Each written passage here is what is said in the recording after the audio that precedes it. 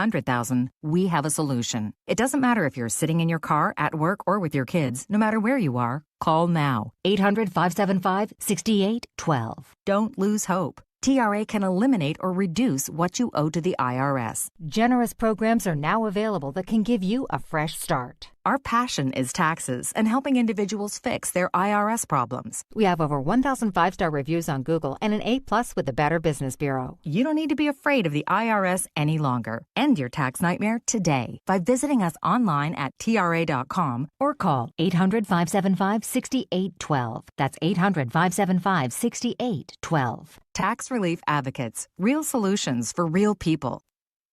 Tag team bits and sockets with a Bosch 18-volt 2-in-1 impact driver. The more you Bosch, the more you feel like a Bosch. Molly and Haw talk Cubs baseball in Chicago sports every weekday morning from 5:30 to 10 on 670 The Score and the Odyssey app. Cubs hosting Baltimore. This is the Cubs radio pregame show driven by your Chicagoland and Northwest Indiana Buick and GMC dealers. It is time now for the inside pitch, and we say good afternoon to Score baseball insider Bruce Levine. Zach, 4 new Cub players were picked up on Thursday for the Cubs' final 2-month journey. Manager Craig Counsell used both Andrew Kittredge and Taylor Rogers in the bullpen yesterday. For Kittredge, he went from last place in Baltimore to first place with the Cubs. It's exciting. I really liked my time in Baltimore. It was short, but, they have a great clubhouse over there. The guys are really good. Unfortunately, just got off to a really slow start there. But to get an opportunity to come and play for a team that, is currently sitting in a playoff spot and has aspirations of making a deep run in the playoffs, that's really all you can ask for as a player. Willie Castro is playing today, but he's the team's new utility man. Zach Counsell will use all of his new players to fortify the team and support the players who might be wearing down after 2/3 of the season. Mike Soroka will start Monday's game against Cincinnati. Bruce, thank you. And speaking of that game against Cincinnati, it marks the beginning of a 3-game series against the Reds. Be here for it. Get your tickets at Cubs.com/tickets. Coming up, the Cubs make a roster move. That's next on The Score on the Southwest Airlines Cubs Radio Network. Cubs Talk, middays 10 to 2 with Rahimi and Harris on The Score, the official radio home of the Cubs. Take the short drive north to Ziegler Subaru of Kenosha, your one-stop shop for everything Subaru. Outstanding customer service, a large inventory of vehicles, and a laid-back atmosphere you won't find in the city. Visit ZieglerSubaruKenosha.com today. Cubs fans, check out the Compound Podcast with Chicago Cubs outfielder Ian Happ. Listen as Ian takes you behind the scenes as he and his guests share what it's like to live the baseball life on Rhino. The last CubsCon, in the moment when he came on stage, the roar and the applause and the standing O was a really special thing. Gives me goosebumps thinking about it. Behind the scenes talk with Chicago Cub Ian Happ, only from the Compound Podcast. Listen on the Odyssey and iHeartRadio apps or wherever you get your podcasts. For more than 75 years, Lincoln Tech has helped people transform their lives and build a brighter future. Put your potential to work and enroll now for August classes at Lincoln's Melrose Park campus. Visit lincolntech.edu for info and to schedule a campus tour. Oh, no. Ah, that's the sound of someone who's misplaced My debit card. their debit card. Where did I leave that thing? Not at the gas pump, or the checkout counter, or the roof of your car. Now, if he has the Chase mobile app, he can use Card Lock. Wait, I could just lock my card. Yep, just a few tippy taps on his phone, and that sound, that's peace of mind from Chase. Chase mobile app is available for select mobile devices. Message and data rates may apply. JP Morgan Chase Bank N.A., member FDIC. The success you've already had matters at University of Maryland Global Campus because we're a school for real life. An accredited state university, UMGC lets you earn up to 90 credits toward a bachelor's for prior learning and relevant life and work experience, or transfer up to 12 credits toward a master's. We offer affordable tuition and online and hybrid courses. Classes start August 13th. Apply now and save with no application fee. Learn more at umgc.edu. Certified to operate in Virginia by Chev. The clearance event is going on now at American Sale. Save up to 70% on pools, patio sets, and more. The clearance event, only at American Sale. Bring the fun home. All Cubs triples and saves are sponsored by Great Lakes Credit Union. Chicago's Credit Union. Join GLCU's mission of banking for a greater good at glcu.org. Cubs home versus Baltimore This is the Cubs Radio pregame show driven by your Chicagoland and Northwest Indiana Buick and GMC dealers. It is time now to check on who's hot and cold, sponsored by Plumbers 911. Plumbing emergency, call the professionals, available 24/7 at 1-833-PLUM-911. Matt Shaw batting .341 over his last 15 games with 4 home runs. The cold Seiya Suzuki hitting .161 over his last 15 with 1 home run. The injury report is sponsored by Illinois Bone and Joint Institute. Visit ibji.com for locations and services. Right-hander Jamison Tyone is scheduled to pitch for Iowa tomorrow in a rehab start. He's trying to work his way back from a calf strain. Also, newcomer Mike Soroka officially on the roster. Brooks Kriske designated for assignment. Coming up, the chairman next on The Score and the Southwest Airlines Cubs Radio Network. Hey Chicago, this is Matthew Boyd. Pat and Ron call every game here on the Chicago Cubs Radio Network. Motorcycles are closer than they appear. Watch your blind spots on the road and look twice before turning. Start seeing motorcycles. Think you can spot them all? Head to itsnotagameillinois.com to play the Retro Arcade. Where do the Cubs shop to celebrate a big win? Binny's Beverage Depot. Binny's is the official champagne provider of the Chicago Cubs. If you can't find it at Binny's, it's probably not worth drinking. When you do the math, you choose McGrath. McGrath Acura of Westmont is one of Chicagoland's premier auto dealers. Zach Zaidman here. It's where I got my car. At McGrath Acura of Westmont, the luxury of Acura meets the McGrath commitment to quality and customer satisfaction. With new models in stock, such as the 2024 Acura MDX and competitive deals, there's no reason not to visit McGrath Acura of Westmont on Ogden Avenue or at AcuraByMcGrath.com. Surround yourself in color with Regal Select from Benjamin Moore. Rich, durable, and effortlessly beautiful. Find yours at your locally owned retailer. Visit BenjaminMoore.com today. Today's Tito's Handmade Vodka Canine of the Game is Bryce Dallas Harper, a 4.5-year-old pit bull mix. If the Northside team strikes out 9 players, Tito's will make a $100 donation to Anti-Cruelty Chicago. This is the Cubs Radio pregame show driven by your Chicagoland and Northwest Indiana Buick and GMC dealers. As we approach the top of the hour, let's pause 10 seconds for stations to identify themselves on The Score and the Southwest Airlines Cubs Radio Network. Listen to the Cubs game in FM quality at 104.3 HD2 FM on the Southwest Airlines Cubs Radio Network. We are WSCR Chicago, WBMX HD2 Chicago, and Odyssey Sports Station. Cubs Orioles game 2 of this 3-game set here at Wrigley Field alongside Bruce Levine, Zach Zaidman, joined now by Cubs chairman Tom Ricketts. This is an emotional, a special day as the Cubs honor one of the legends of the game in Ryan Sandberg. Well, I mean, obviously Ryan was one of the greatest players of all time, but also a great teammate and just a great family man and the kind of man everyone should be. And so hopefully, you know, with what we're doing this weekend, and particularly today, it'll be at least a little bit of a tribute to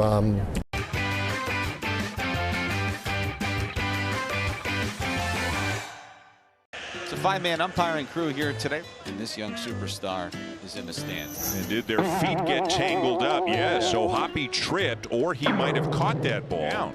There's a fastball, and there's a flying bat. It needs a pie car. And that ball is off the ladder.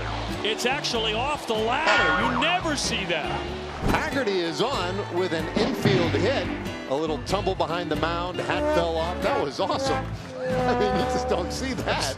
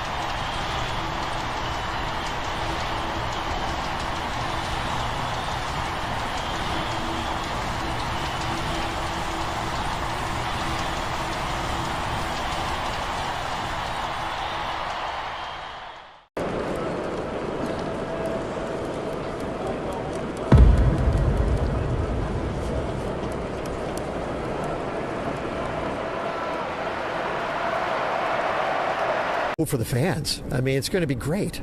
Like it's like, it's All-Star games are amazing, but when you combine them with historic ballparks like Wrigley, I mean, they're even better. And so number one was I think it'd be great for the fans. I think secondly, it'd be great for the game. I think that everyone around baseball is going to be watching Wrigley that night, and it'll show the game will show better here than anywhere else. And finally, I think it's just a payoff to all the people that spend all their time working to improve the ballpark. We have literally hundreds of people, a lot of people inside our organization and outside the organization who spent years of their lives to make sure this ballpark got into the condition that it's in now, and I'm looking forward for them to see the All-Star game. Tom, can I ask you to play baseball analyst here? What gives you the confidence that this team is set up to do the special things that you talked about prior to the season? Well, I think we're in a very good position. I mean, obviously we've had a pretty good season thus far. We have guys that are coming back from injured lists, which I think will be nice and give our manager some more flexibility. And then we have the guys that Jed went out and got this week. So I think that for a team that's been as consistent and playing as well as they are, to get even more resources to your manager, to more flexibility in the lineup or whatever it takes, or more flexibility in the bullpen, I think that puts us in a really good position and sets us up really well for the end of the season and into the postseason. Cubs chairman Tom Ricketts, thank you so much for joining us. Thanks, guys. During this Orioles series, the 50-50 raffle will feature a guaranteed $50,000 jackpot. Fans in Illinois can purchase tickets at Cubs.com/raffle or from a raffle ambassador at Wrigley Field through the 8th inning of each game, now through the end of Sunday's game. Coming up, the Manager's Show, next on The Score and the Southwest Airlines Cubs Radio Network.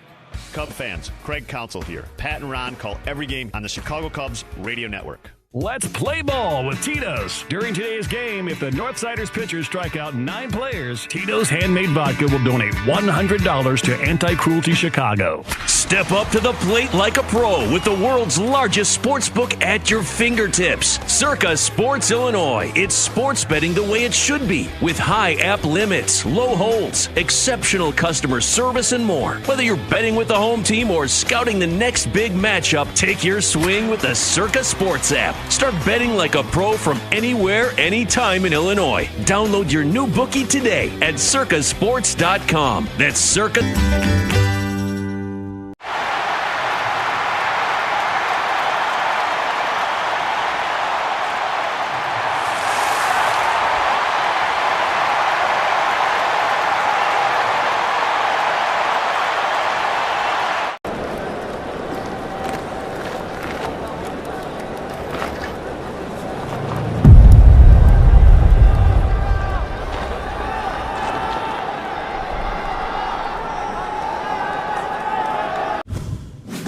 Anytime we can put on these uniforms, the same ones that those guys played before us in the Negro Leagues, it's an honor to put it on and to share this field with them. It's a piece of history, so I mean, to be able to wear it present day is honestly an unreal feeling. Once the lights are on and the anthem takes place and you're standing there on the line, it'll sink in as to what this moment really means, because I do think it's a meaningful day.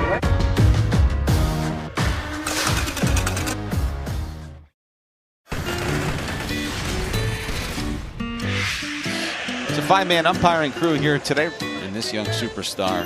And did their feet get tangled up? Yeah, so Hoppy tripped. They got their feet tangled up before the ball came down. That goes helicoptering into the net. It's Pregame. And that ball is off the ladder. It's actually off the ladder. You never see that. A little tumble behind the mound, hat fell off. That was awesome. I mean, you just don't see that.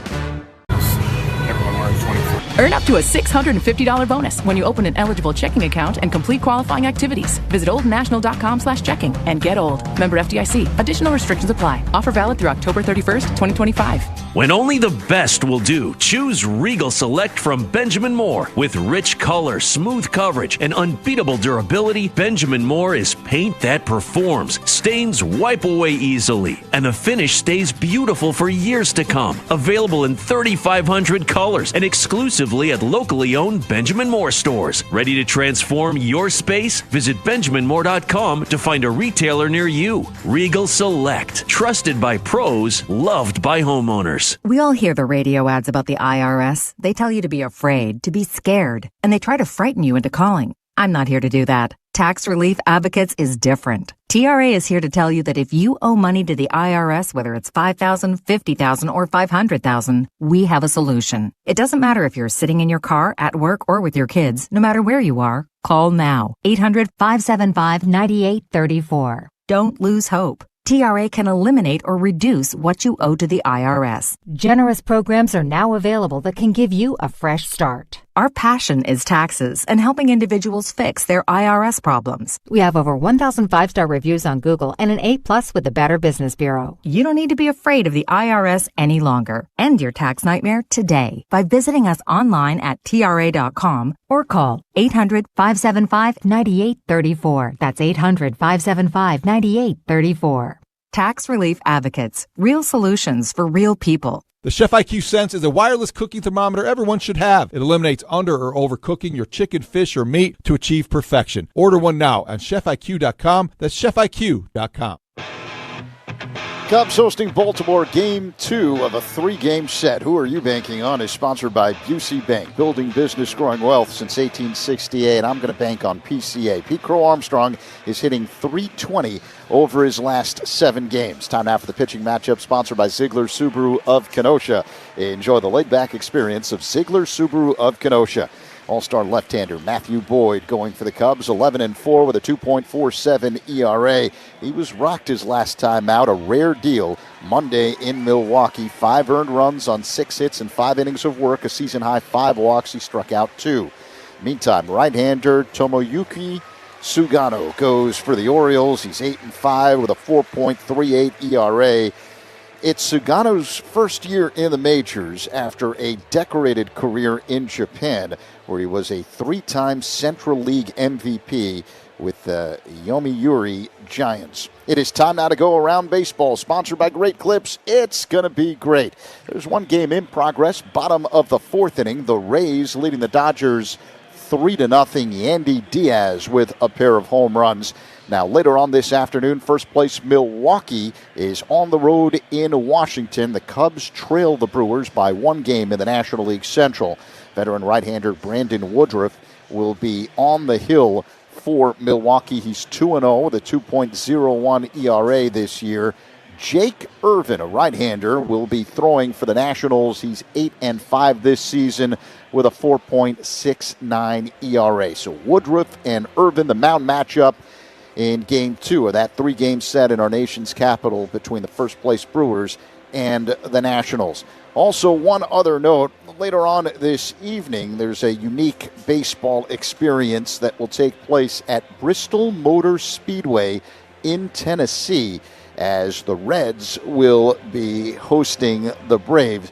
Spencer Strider will be on the hill for Atlanta, while the phenom Chase Burns will be on the hill for Cincinnati.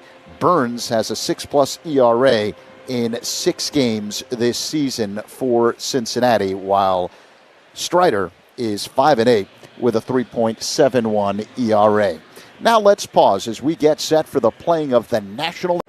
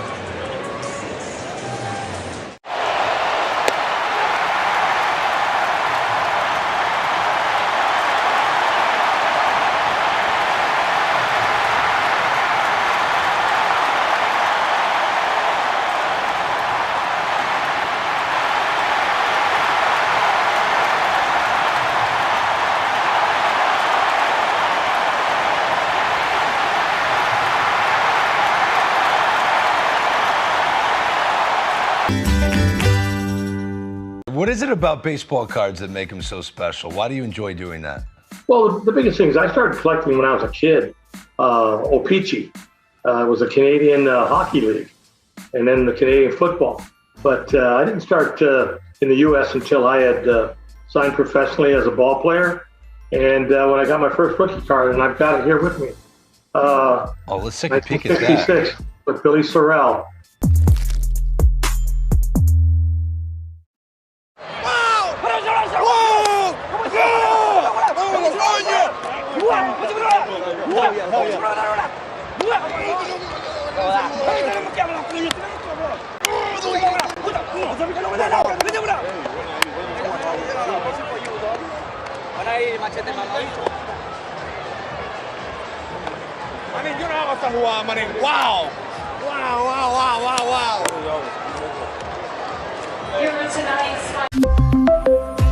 Based on analysis by Ookla Speed Test Intelligence data Q4 2024 to Q1 2025. Ookla trademarks used under license. Unlimited on our network. Customers on voice plan may notice speeds lower than other customers and further reduction if using more than 50 gigs a month due to data prioritization. Video streams and SD on this plan. Home internet pricing after $20 in monthly bill credit plus $5 per line without autopay. Debit or bank account required. See 5G device coverage and access details at T-Mobile.com.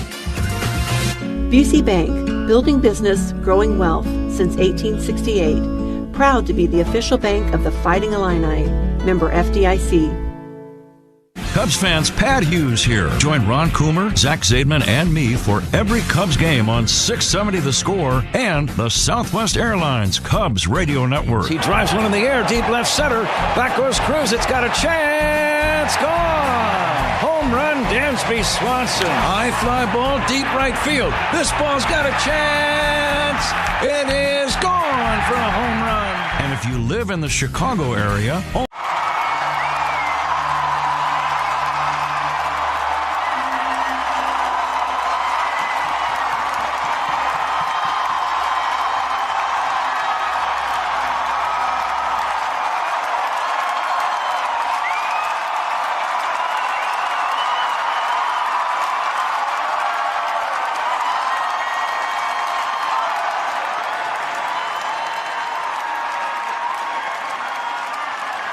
It's a five-man umpiring crew here today, and this young superstar is in the stands. And did their feet get tangled up? Yes, so Hoppy tripped, or he might have caught that ball. There's a fastball, and there's a flying bat. It's a high card. And that ball is off the ladder. It's actually off the ladder. You never see that. Haggerty is on with an infield hit. A little tumble behind the mound. Hat fell off. That was awesome. I mean, you just don't see that.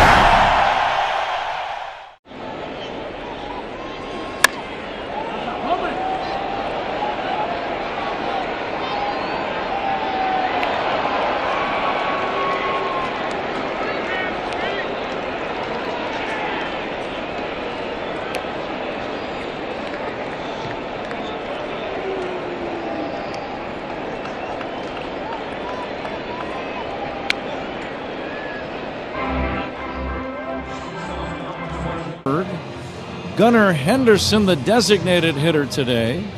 Adley Rutschman catching and batting fourth. Colby Mayo at first base. Dylan Carlson to bat sixth in center field. Colton Cowser in left. The right fielder batting eighth is Jeremiah Jackson. And Luis Vasquez is in the number 9 spot, and he'll play shortstop.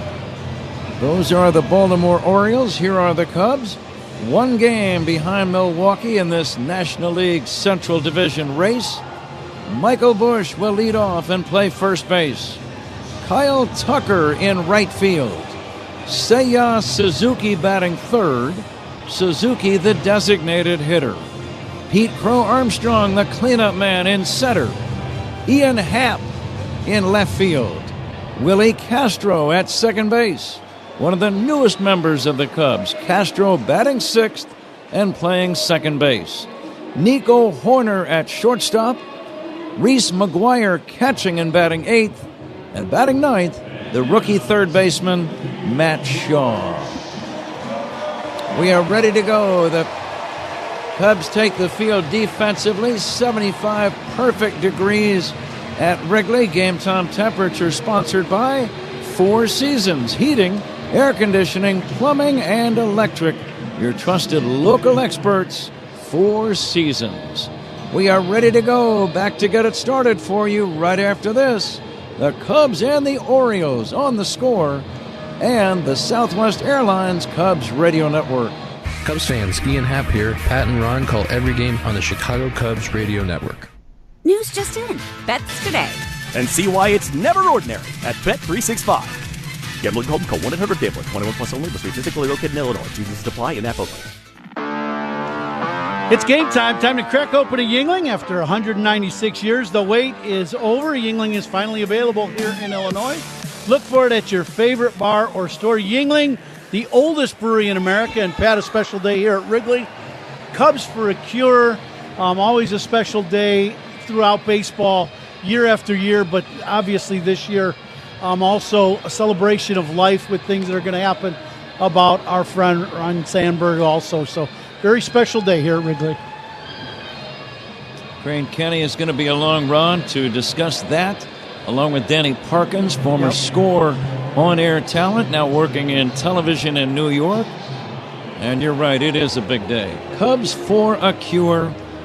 Cancer has taken so many lives, and after all this time, there is no cure for many forms of cancer. It is absolutely insidious.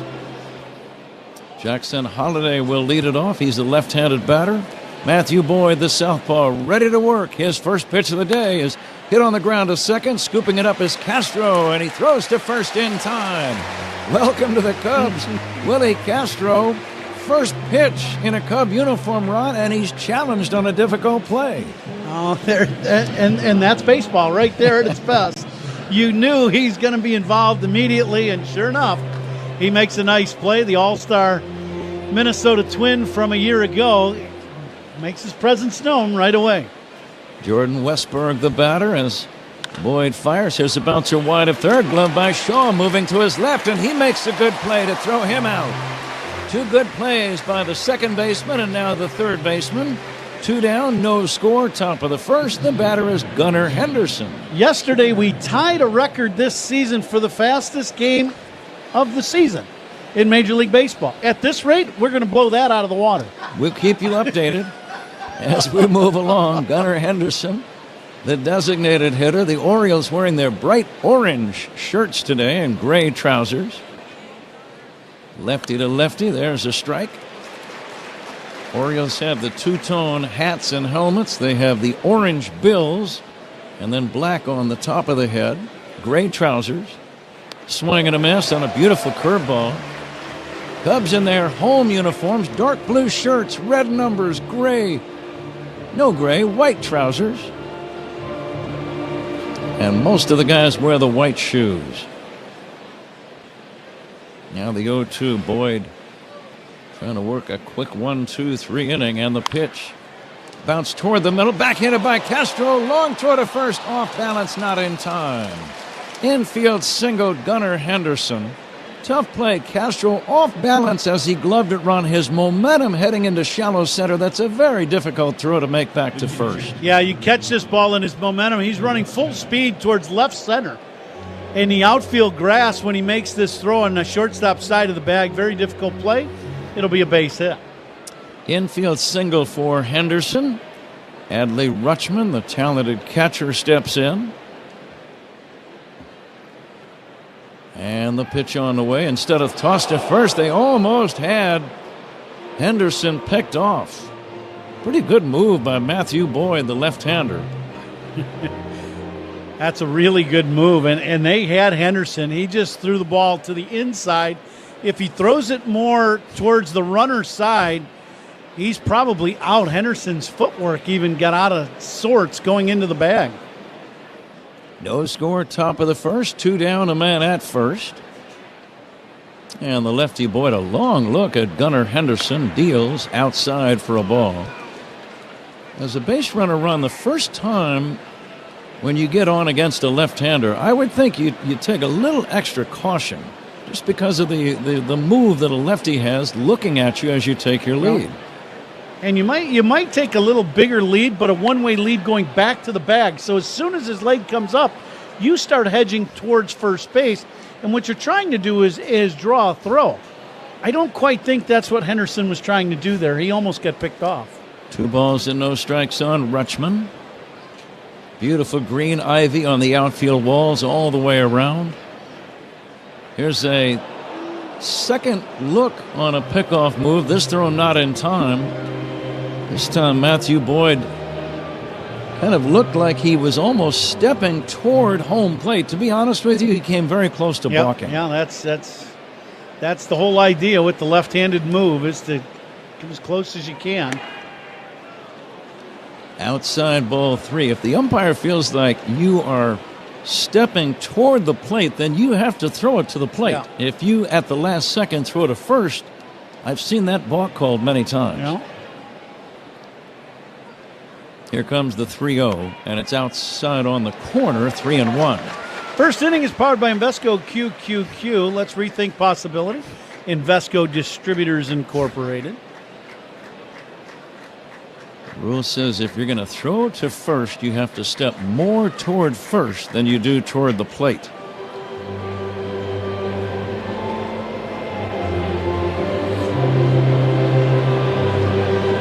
Cubs are wearing the blue jerseys. It says similar to the ones Rhino wore in the 1980s. Everyone today, by the way, wearing number 23 as a salute to the late, great Ryne Sandberg. That's a nice touch. Fly ball to left, coming in is Happ. He gets there, makes the running catch. And the inning is over. The Orioles get an infield single and nothing else.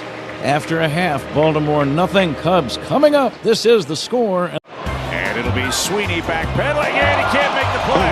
And there goes the no-hitter. It's rolling. Does it go fair? Yes, it does. That's a fair ball. Oh, she's giving it to him.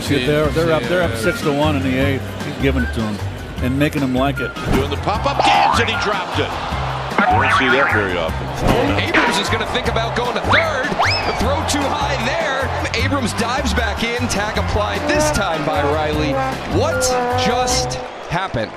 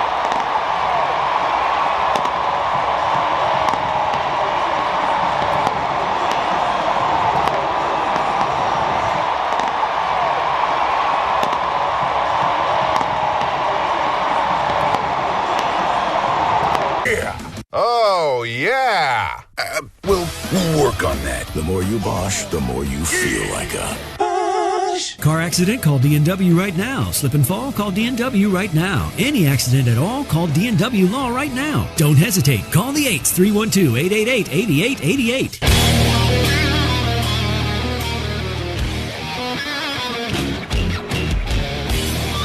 Tomoyuki Sugano, the right-handed pitcher for Baltimore. His record this year, 8-5. His ERA, 4.38. And he'll go to work on Michael Busch. Cubs leadoff man waiting, and the first pitch is cracked on the ground, foul first base side. Leadoff man presented by Benny's Beverage Depot. If Busch gets a base hit, Benny's Beverage Depot will donate $100 to the Greater Chicago Food Depository. If you can't find it at Benny's, it's probably not worth drinking. Busch nothing for 4 yesterday, swings and misses. Ron, I know you've watched video of Tomoyuki Sugano. What's the plan against him? He's a guy that's going to mix in all the pitches. first pitch is the split that he throws probably the most. So it's split, two-seamer, curveball, kind of a sweeping breaking ball. Low and inside 1-2. But I would say, he's 92 to 94, maybe if he gets up to the top end of his velocity. I would say he very much is back and forth with speeds and movement. But fastball, not great movement on his heater. He has a pause right in the middle of his motion. And this pitch is taken high for a ball. He rocks back and then freezes for about a second or two before continuing on with the pitch.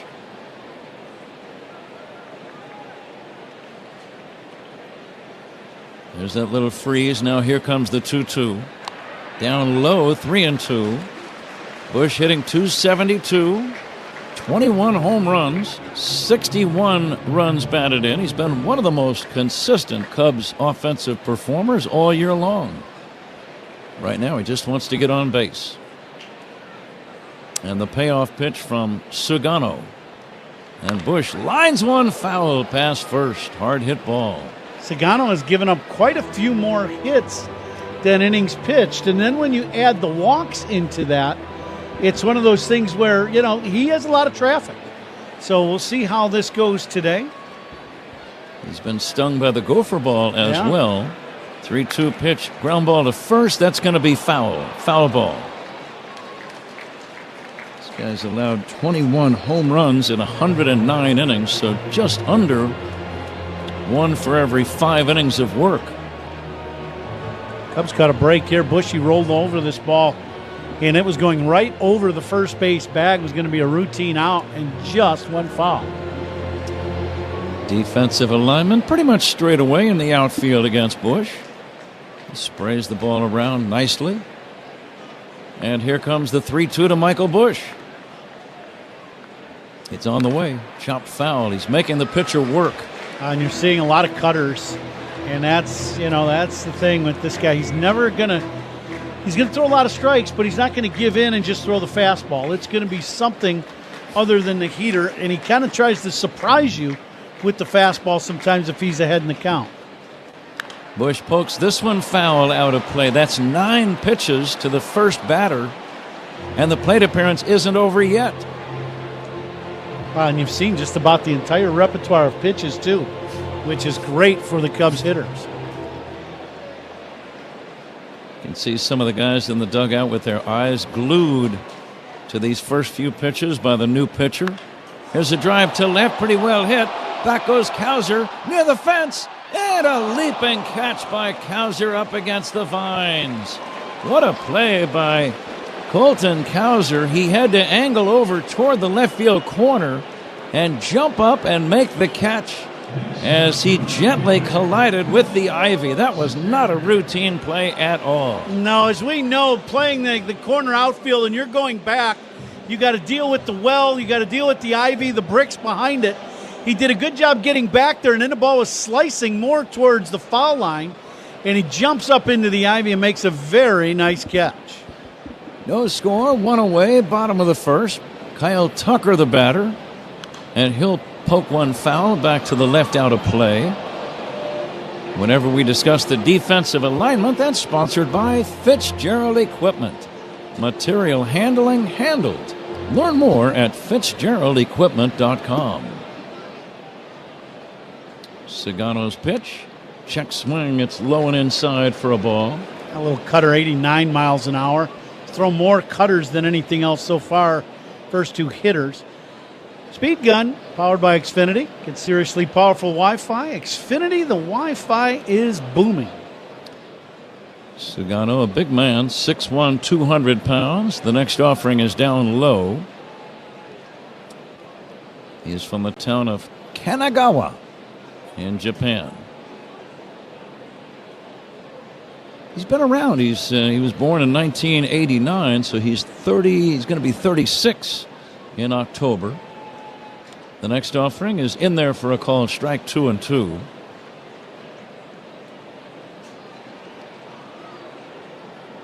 I wonder what's going on right now over in Kanagawa, Japan. No, they could be watching a game I would being think. played at Wrigley Field. That's a good answer, Ron. I like that. Here's the 2-2. Swing and a miss, strike 3. Tucker chasing an off-speed pitch, and that's out number 2. No score. There has not been a Cub base runner as yet. As Seiya Suzuki bats. Cubs got the only run of the game yesterday early in the second inning. An Ian Happ sacrifice fly providing the game's only offense. Here's a drive to deep left center field. Back goes Carlson near the fence. Carlson makes the catch up against the wall. A light breeze blowing in. It had a good sound. I thought it might leave the yard. But the center fielder caught it, so 2 long warning track fly ball outs.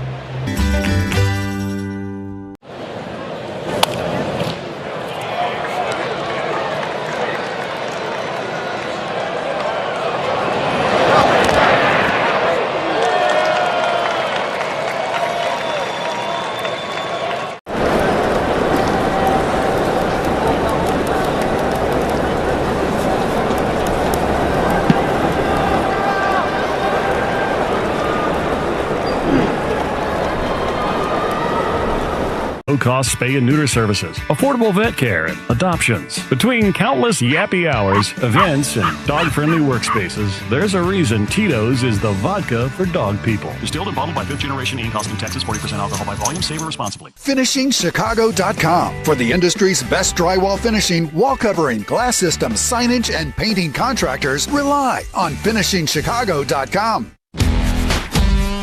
Top 2 at Wrigley Field. Cubs and Orioles are scoreless. The second inning is brought to you by Sea Glass Wines, official partner of the Cubs, bringing the California coast to you wherever you are. Pat? Looks like another sellout today. I see rooftoppers across Waveland and Sheffield Avenues. Fans in every corner of the bleachers and the upper deck. Beautiful day. Wonderful crowds here. We had 40,000 yesterday, 40,520. All 3 games up in Milwaukee were 40,000 plus. Here comes the 0-1 from Matthew Boyd to Kobe Mayo, and he pokes it foul off to the right out of play. It's quite a sight, Ron. You don't, try never to take it for granted, even though I've been here 30 years watching games in this beautiful old ballpark. Oh, what a sight. Just what a sight it is. Green grass, all these fans, the green ivy. You got Lake Michigan off to the right. Swing and a miss, strike 3, and Mayo is out number 1. No score, second inning. The batter is Dylan Carlson. Yeah, I couldn't agree more. From the time I've been 4, the first time I walked from the concourse up, from down below to see the field and to see this place, it's just incredible, Wrigley Field. And, yesterday when they were doing the ceremony of introducing everybody about the All-Star games, that pitch in for a strike, you just looked out and go, this is going to be some setting for the All-Star game. Really Absolutely. It's 2027. Fastball to Dylan Carlson is in there for a strike. Carlson hitting .219, former Cardinal, 4 home runs. He's driven in 15. From Elk Grove, California. That's near the Sacramento area, Northern Cal. Scoreless game, second inning. A pitch by Matthew Boyd. Fly ball to right. Coming in, Tucker makes the catch. Out number 2. You would think, Ron, that after 30 years, though, it would not seem like a special novelty to simply look out at your home ballpark, but it is. It is. It's a gorgeous sight. I've never gotten tired of it, and I'm pretty sure I never will. No, I would agree. The historic factors that are still present that we see every day, like the scoreboard in center, that is just so unique to Wrigley Field and the ivy on the walls. It's in a neighborhood, right? I mean, there are people living right down the street. Here comes the 1-0, a swing and a foul back. When I was a little kid, I used to come here, and you're like, 12, 13, and I used to tell my dad, I think I'm going to live right over here, Dad. Yeah, he goes, well, you might have to figure out, the work thing. He goes, I'm like, no, just like 2 blocks away or a block away, right down that Kenmore Street. Just so you have easy access. Yeah, I come here every day. Wow. Little Strike bit I know two. you got to work and, make some money and do all those things. Or maybe even hit one day, I was going to say, you might work out. You could think about being on the field.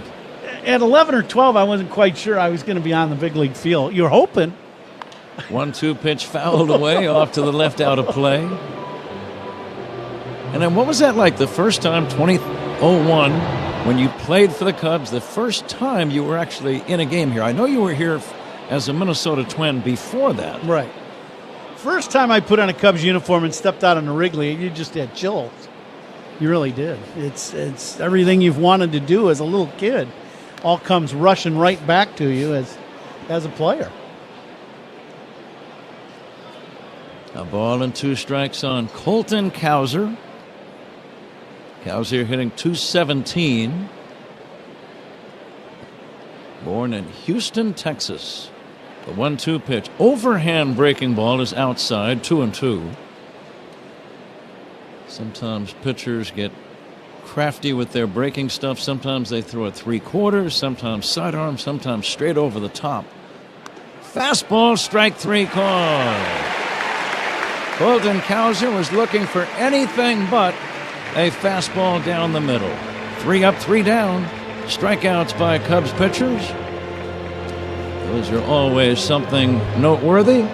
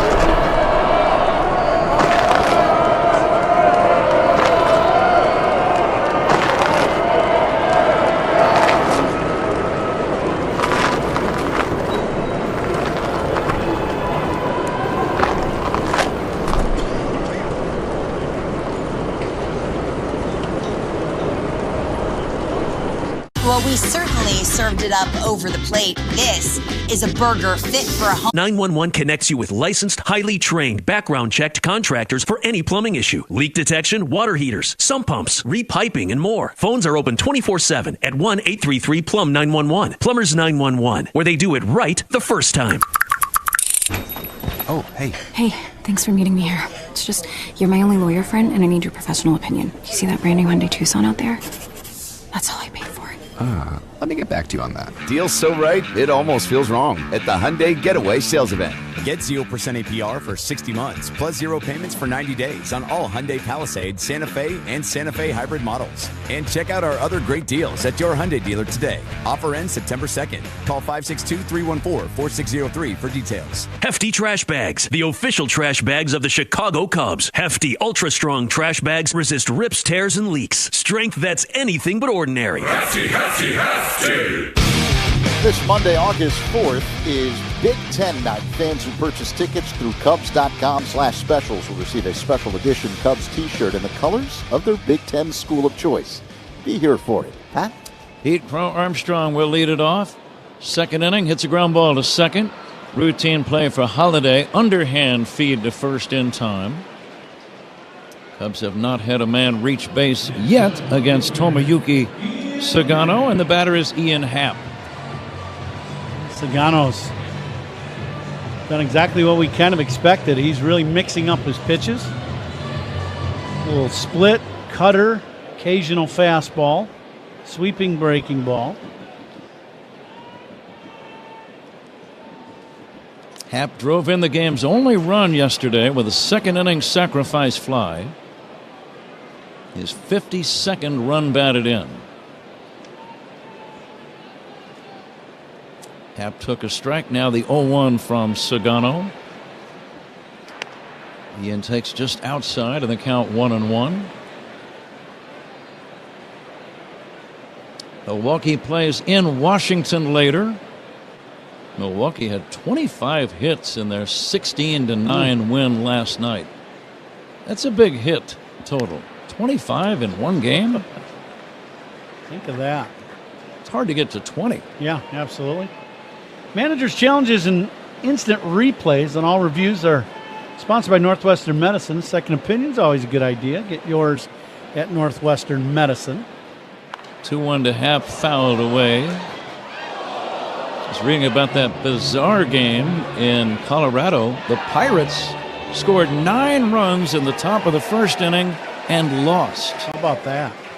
Colorado came back to win something like 14-13. Here comes the 2-2, low and inside, 3-2.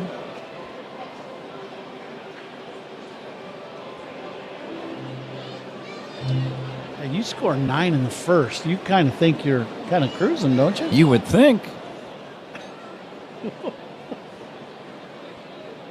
Now the 3-2 pitch on the way to Ian Happ. And he'll drive one in the air to right field. That ball is back toward the wall, and it's going to bounce up against the fence. Ian is going to have a standing double. Solid line drive, fair by only about 25 feet. It short hopped the vines. It's a 1-out double for Ian Happ, and let's see if this leads to a scoring inning.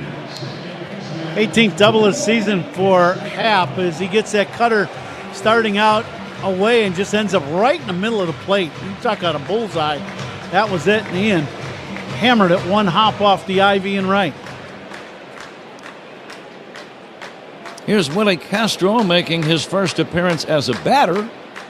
He's already made a nice play defensively in his first Cubs game. Swings and fouls it back. He's been in the major leagues, Ron, since 2019. Spent parts of 4 years with the Tigers and the last 3 years with Minnesota. He's got a little pop in his bat, too. Yeah, can play the 3 infield positions, both corner outfield spots, and he does. He has 10 home runs in 300 at-bats this year. He lines one into left center field. That's going to be a diving catch in left field by Cowser. The third base umpire, Doug Eddings, belatedly made the call. The Cubs might want to challenge. They do. They thought that ball was trapped, holding it second on the play, Happ. Out was the call that was made by Doug Eddings, but he did not hustle out to get a good look at it at all, Ron. Pat, I think they had a mix-up in the roles of what the umpires had to do. With the man at second, Doug Eddings is concerned about having a play at third base, and now they're going to change the call and call it safe, and it's going to be a base hit. And now Craig Counsell is asking, why isn't my runner able to go to third base now? That's what he's asking. This ball was trapped in left field. And they did get the call right as we see a replay here in our booth. So it's a base hit. Counsell out to discuss that matter with Eddings. In fairness, Happ was going back to the bag at second. And I think they got the call right, Ron. I do, and I tip my hat to Doug Eddings, the crew chief. He was concerned about having to make a call at third, so that's his responsibility. And Derek Thomas, he thought was going to go out. Derek Thomas did not go out to make that call, and Eddings made the call, but they conferred and got the call right. I think that's exactly what you said is right. Nico Horner will take ball one. Cubs at first and second give Willie Castro a single, and Happ held at second on the play.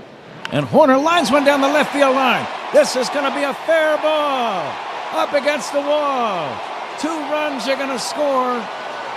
And Nico Horner is going to have to go back to second. I believe the ball stuck in the ivy in the left field corner, so only 1 run will score. And Castro has to go back to third, but it's an RBI double for Nico Horner. And the Cubs lead 1-0 with men at second and third, only 1 away. Yeah, that's unfortunate for the Cubs. That's for sure going to be two-run double, at least. But the Ivy just didn't spit that ball out, and that's what the Cubs needed. But a good swing of the bat by Nico to hit that double down the left field line. 3 straight hits. Reese McGuire, the batter. Infield in. From the stretch, Sagano's pitch. Taken down low for ball one. Infield in now for Baltimore with only one out. Castro at third base. He'll be going on contact. McGuire with 15 RBIs. Would love to add to that total. He takes down low 2-0. I like what Castro's doing, too. He's getting a good-sized lead, but then really getting down the third base line and ready to go on the swing of McGuire to try to score on contact with a ground ball. RBIs by Cubs batters, sponsored by Old National Bank, where relationships and results matter. Get old. Cubs lead 1-0. Runners at second and third, one away. The pitch, and that's going to be a strike. 2-1. As a runner at second, you can get a very big lead. You can see exactly where the shortstop is. You're not worried about him sneaking behind you. And that's a break. Horner taking a big lead at second. Here's a ball down low, 3-1. Good eye by McGuire, not chasing that breaking ball down. 3 straight hits. Matt Shaw on deck. McGuire becomes the key man in the inning, quite possibly. I would expect some kind of breaking ball here. See if he can stay in the middle of the field with his approach. The 3-1. Driven to left. It'll drive in a run. Tagging at third is Castro. The catch by Westberg or by Cowser. He throws all the way to the plate, and the ball bounces away. And Nico Horner will hold at second base. It's a sac fly. Castro scores. McGuire gets the RBI on the sac fly to left.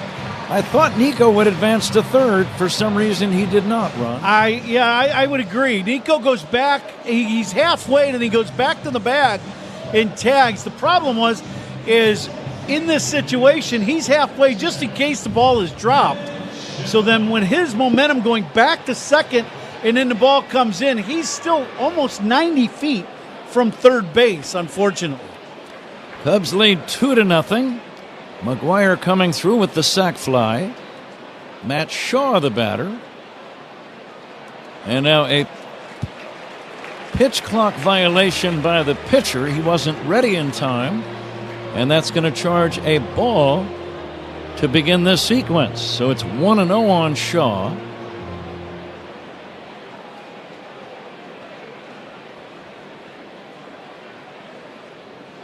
And now the right-hander Sagano working, and the 1-0 pitch to Shaw is inside for ball 2, 2-0.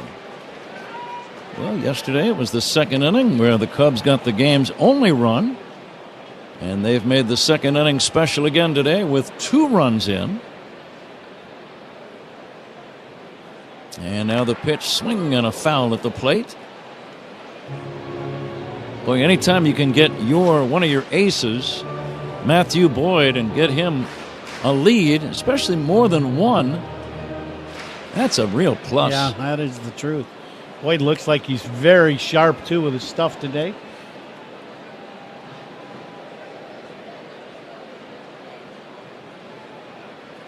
Two balls and a strike on Matt Shaw. That hitting .225, trying to come through with a man at second and 2 down.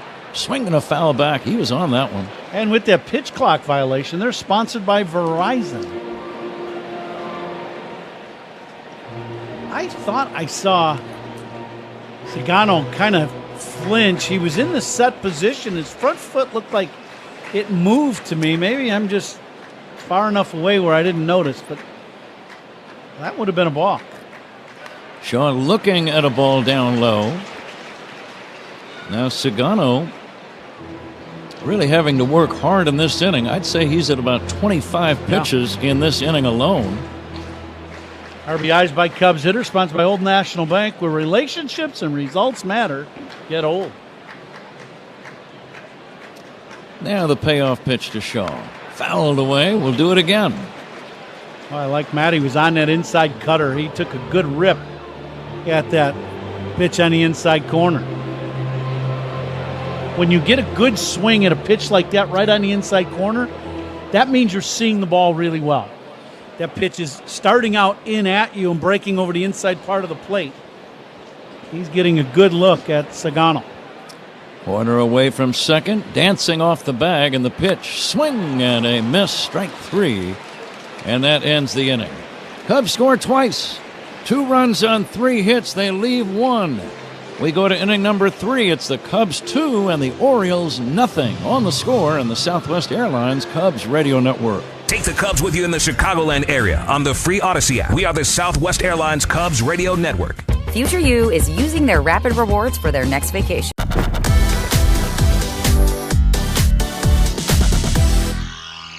If you were to find a jersey or if you swap a jersey, one of the players on the National League, who would it be? Who would you pick?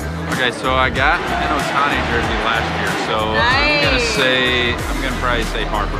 Maybe Judge. He's one of the greatest to play the game in the last 5, 6, 7 years, so it'd be cool to have his jersey. Ellie's been fun to watch. Yeah, Ellie'd be a cool one. I mean, his jersey would probably be too big for me. It'd probably go down to my knees.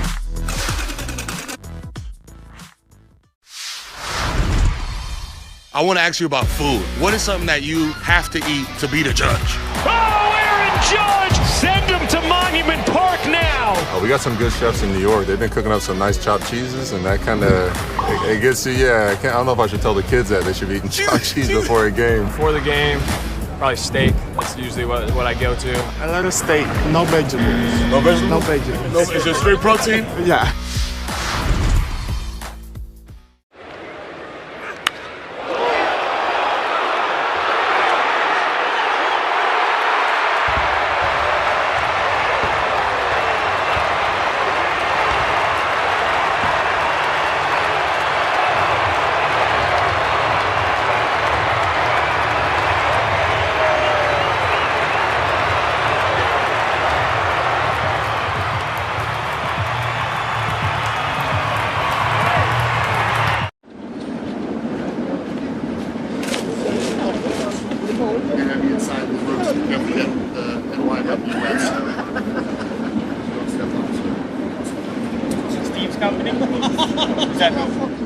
Sports Illinois. Bet like the pros and download the Circa Sports app today. Pat?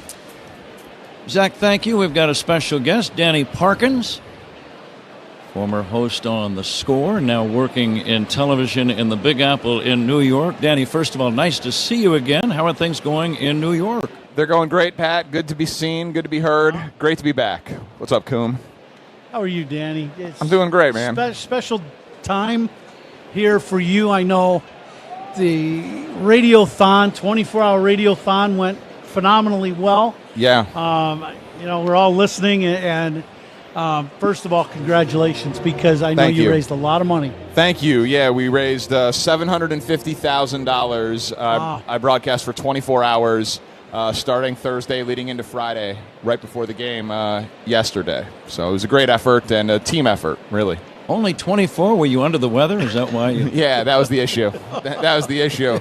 We had to do pregame, Pat. Yeah, there you go. Pop-up coming in and making the catch is Castro. He was near the mound. Shaw was over. I'm not sure that Shaw completely saw that ball.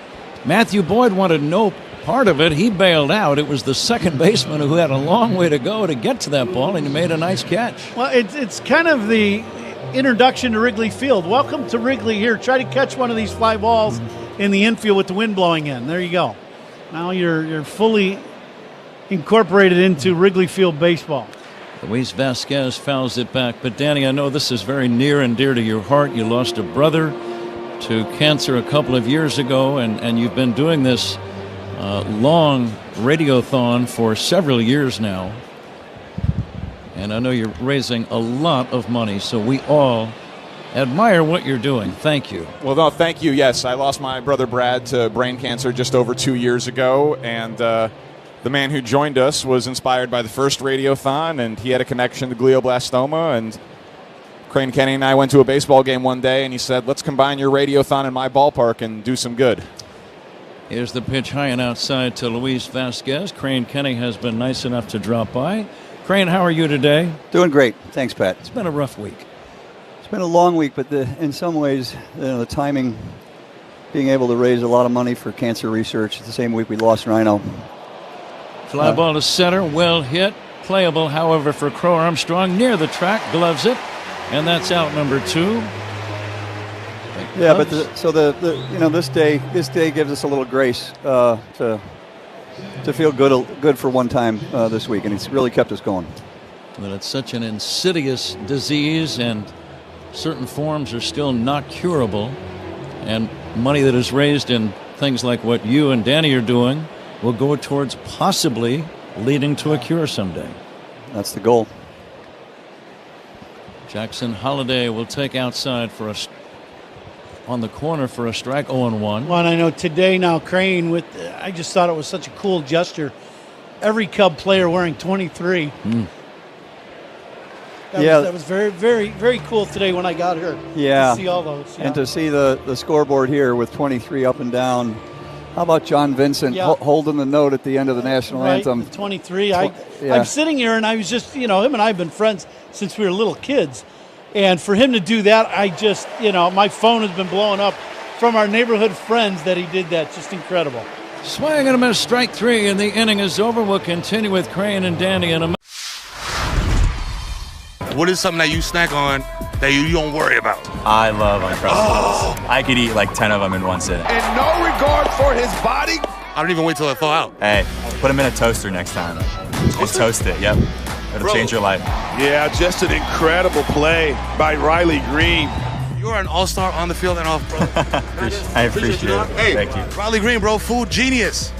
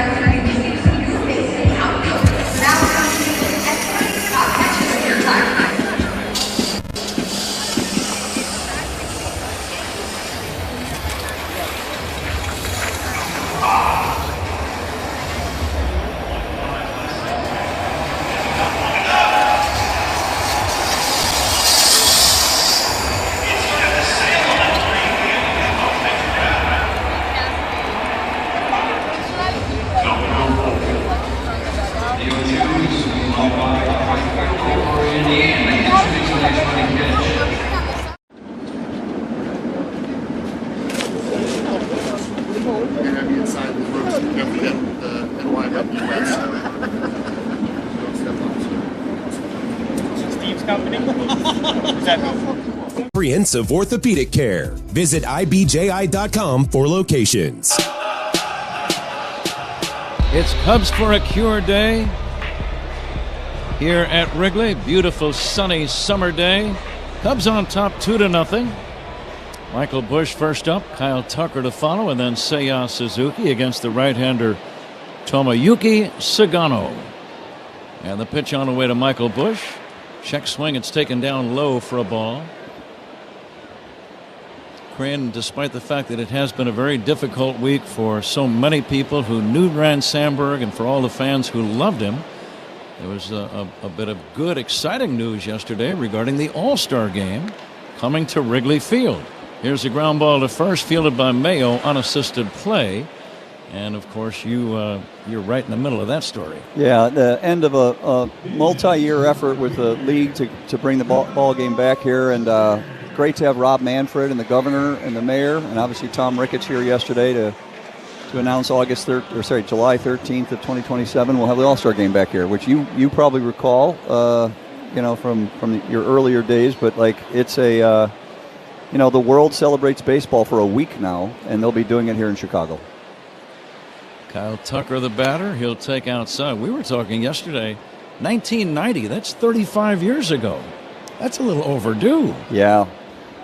We were hoping to have it for the finish of the renovation, and we had some things to work out with Major League Baseball as it related to security outside the ballpark.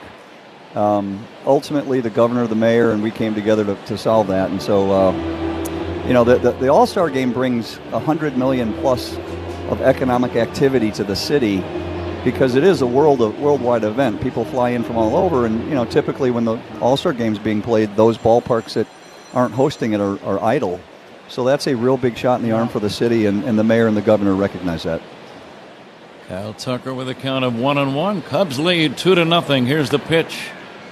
Kyle takes down low. 10 seconds for station ID. This is The Score on the Southwest Airlines Cubs Radio Network. Cubs Talk with Rahimi and Harris, 10 a.m. to 2 on The Score and the Southwest Airlines Cubs Radio Network, WSCR Chicago, WBMX HD2 Chicago, and Odyssey Sports Station. Here's the 2-1 to Tucker. He will drive one in the air to left toward the line. Cowser over toward the side wall. Jumps up and makes a very nice catch against the wall. That's the second fine defensive play he's made today, Ron. Yeah, he's went against the ivy and made a catch, and now that one against the wall. I thought yesterday we were talking in between in the break. Jody, Sutt, and Sean Dunston walked out right as the game was starting to put a second base back. Very cool gesture. That one brought the tears back for me when Sutt pointed to the sky with tears rolling down his cheeks. I'm still in shock, honestly, that we don't have him anymore. Yeah. And it'll probably never wear off. We love all of our Hall of Famers, but I don't see Fergie that often. He doesn't live here. We don't get to see Hawk that often. But Rhino, obviously, Ernie, Billy, Ronnie, those guys lived here. So we, everyday presence, like Ryan Sandberg, everyday presence. When we're renovating the ballparks and contemplating taking the bullpens off the field, I call Rhino. Right. How will this play? What do you think?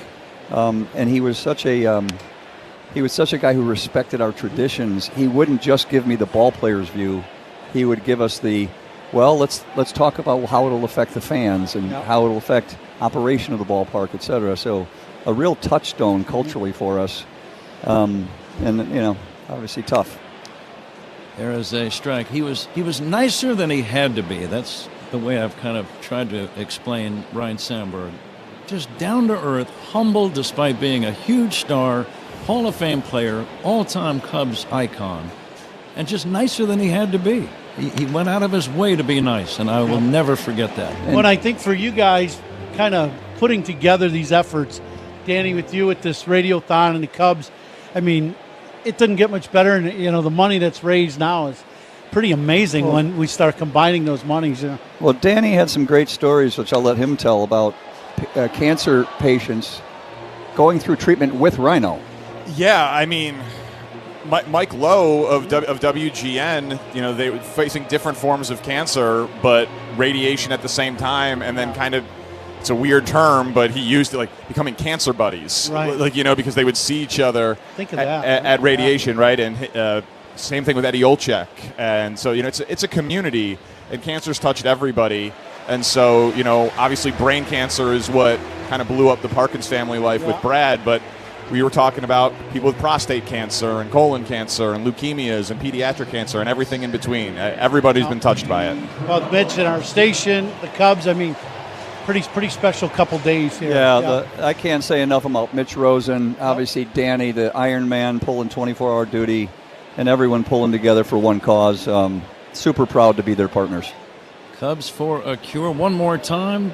What would be the website that people can visit if they would like to make a donation? Yeah, through the whole weekend, CubsForACure.com. It's very simple, CubsForACure.com. And Crane, we're doing it again next year, right? We're doing it again next year. That's what I love to hear. As long as you'll come back and help me. I'm in. Pete Crow Armstrong batting with a man at first, 2 down. Pete takes outside for a ball. I will say yesterday at the ceremony for the All-Star game, I was sitting right behind home plate looking out, and it's just quiet, and everybody, you were speaking, and you emceed it, and I'm just listening to some of the speeches, but I was looking out at our ballpark, and I was just like, there is not a better venue in the world to have something like that, something for baseball, than Wrigley Field. It was an incredible morning, and it's going to be a special, special time in 27. It hasn't lost. I've been doing this for 23 years. It has not lost a moment in my life that I realize how lucky we are. And for all of us who work here and counting you, we're stewards of this public gem for a period of time. And, our job is to leave it better than we found it and just make sure our fans continue to enjoy the beauty of Wrigley Field. Great. It's my 30th year here, and I hear what you're saying. And I am so lucky to say that I've been here 30 years, and I thank you for that. Our inning is over. Best wishes to you guys. Thanks for the work you have been doing and will continue to do. Danny and Crane. Thank you. Mitch, thank you. Yep, absolutely, guys. Yep. All right. Cubs don't score. We go to inning number.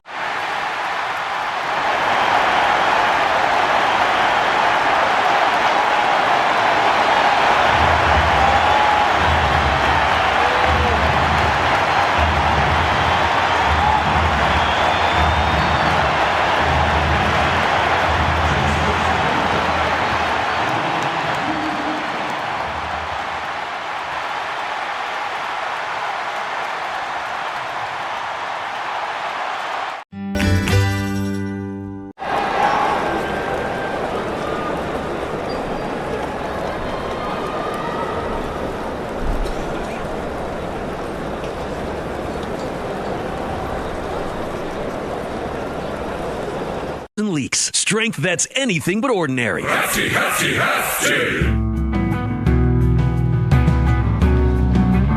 Jordan Westburg first up, fourth inning for Baltimore. Right-handed batting third baseman. He'll take a strike from Matthew Boyd. Boyd has allowed one hit through the first 3 innings. Gave up a 2-out single to Gunnar Henderson in the first. Cubs got their runs in the second inning. Nico Horner with an RBI double, and then Reese McGuire with a sac fly to left. Cubs on top 2-0. Boy, what pitching the Cubs have had in this series so far. Here's a bouncer up the middle, a base hit to center.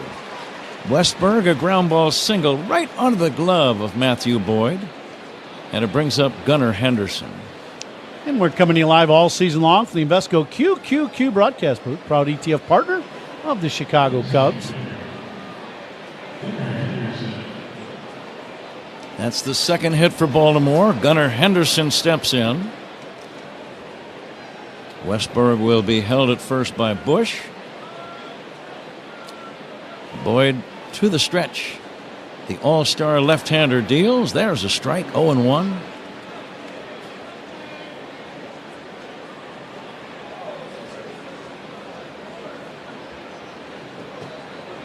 Westburg a short lead at first.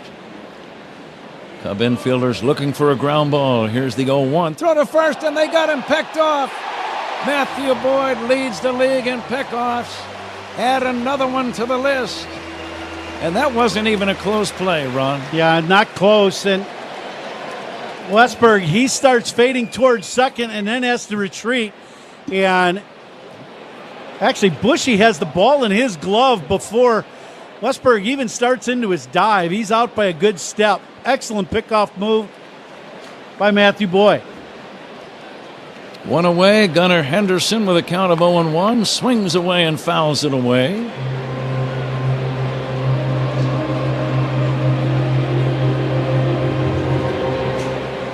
Boyd picking the runner off first. Talk about doing yourself a huge favor. Here's the 0-2 to Henderson. Breaking ball is just outside, 1-2. It's a good way to keep yourself out of jams. Just pick guys off, Ron.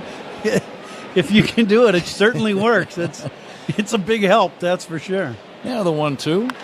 Lifted foul to the left side, out of play. Same two teams tomorrow, another day game at 1:20. The Cincinnati Reds will be here on Monday night, Tuesday night, and Wednesday afternoon. Go to Cubs.com for ticket info. Another foul off the end of the bat toward the third base dugout.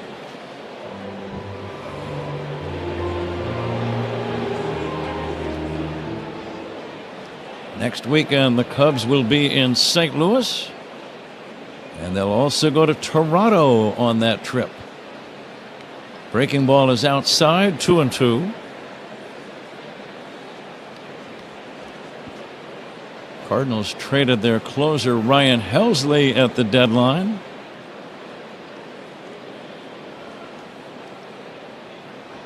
And now the 2-2 pitch on the way. Fly ball, shallow center. Horner going out and makes the catch. Nico ran out looking over his shoulder up at the ball and made a routine play, and that's out number 2. Well, we've seen Nico do it at second base so well, going out, catching fly balls down the right field line and into right field. He goes into center field in front of Pete and makes a very nice play. Nico playing shortstop, giving Dansby a day off now that Castro has joined the Cubs, so that will give the middle infielder guys some chances to get a day off here and there. Strike to Adley Rutschman. Cubs a game behind Milwaukee at the start of today. Fly ball to left, coming in. Happ has to play it. Nope, it bounces past him. And Rutschman going for two. There might be a play at second base. The throw not in time. Happ came in, had an idea of diving for the ball, realized he was not going to make the catch, so he jammed on the brakes and tried to block the ball, but it got by him. And let's see how they rule it. It's a hit. I got to believe that's going to be a double. Ian comes in to try to make a play. Cannot. The ball bounces off of him. I think that's going to be a double. How big does the pickoff look now? Yeah. So a man at second, two down. It is a double. Kobe Mayo, the batter. Mayo, right-handed batting first baseman. Cubs lead 2-0. Curveball in there for a strike. As we're talking about the Cubs schedule, keep in mind Milwaukee comes in for a 5-game series starting on August the 18th, a day-night doubleheader that day. Night games on the 19th and 20th, and a day game on the 21st. That's right, 5 games between the Cubs and the Brewers. Can our nervous systems take it? I have a friend that every now and then will say, do we have a choice? We do not. And thanks for asking. Just wondering. Here's the 1-1. Swing and a miss. That's going to be fun, though. It really will. And the thing about it is, as we look out to Wrigley Field today, we got 40,000 people jammed into our ballpark in the neighborhood, the rooftops. 5 games against Milwaukee. You think this place is going to be rocking? Yes. For 5 straight days? Woo, man. Big time. Cubs playing in game number 110 here today. 52 remaining after today's game. But those 5 against Milwaukee, there are not 5 more important games than those coming up in the middle of this month. And now the 1-2 from Boyd to Mayo. It's high. Having said that, though, Ron, the season, it's a continuation of baseball games. You can't afford, it's not like maybe a football season where you get so fired up for one game, then you have a week you can, rest until the next game. Baseball, right. You got to keep on playing day after day after day. It's different. Here's the 2-2, inside ball 3. So even though those are huge, a huge 5-game series, still got a lot of ball games left after that. That's right. Literally, we get 2 months of baseball left. We're right at it. So, one series here or there or one game, they're important, but you got to keep grinding. Swing and a miss, strike 3. Beautiful changeup by Matthew Boyd. And the Cubs lead 2-0, Ron, here in the 4th inning. And now with Cubs for a cure today, we are going to go to Jeremiah Pabrocki and the Cubs PA. Stand up for cancer here in the middle of the 4th. And that's Canto LX 2025. GBC, cumple tus sueños.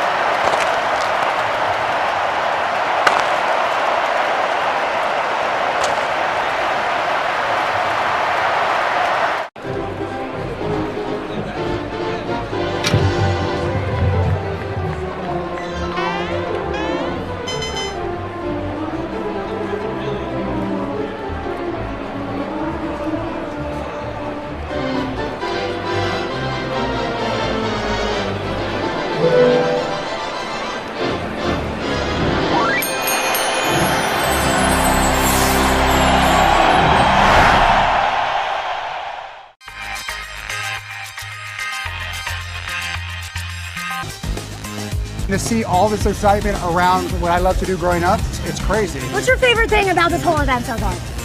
The fusion of sports, entertainment, and cards. Because to me, cards have always been entertainment, and they're getting their just dessert now.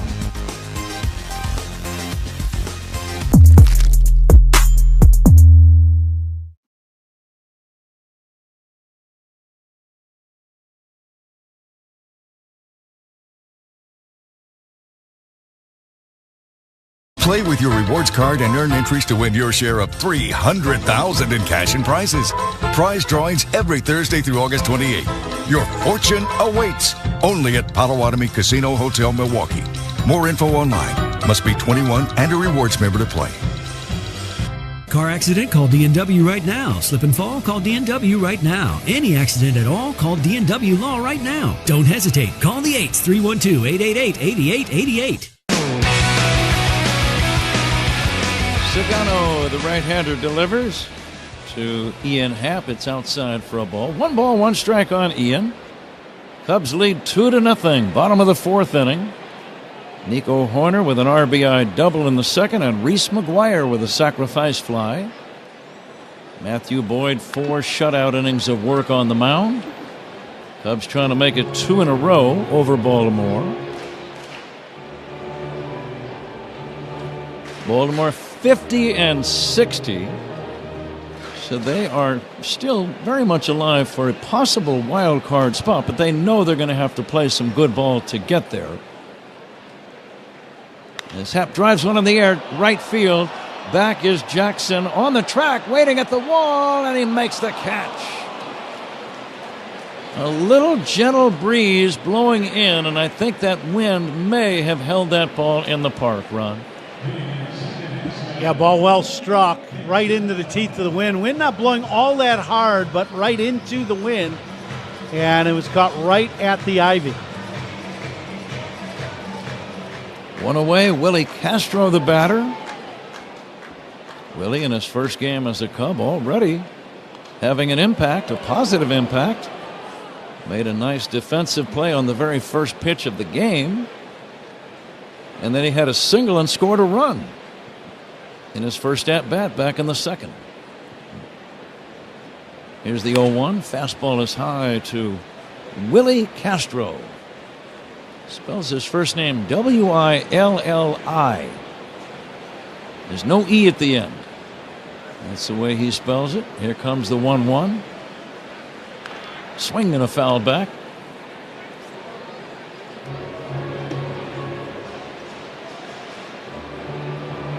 You know he's excited to be playing in a pennant race. We were talking yesterday, Ron, about guys who get traded at the deadline and they go from a team that's not a contender to a team that is very much a contender.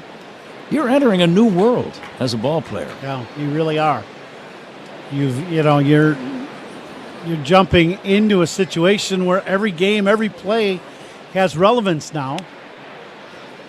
And when you're in last place or around last place, it's just a different mentality. You're playing to play well each day, but you know that there's no October is not existent as far as playing baseball and the playoffs, and now it all does.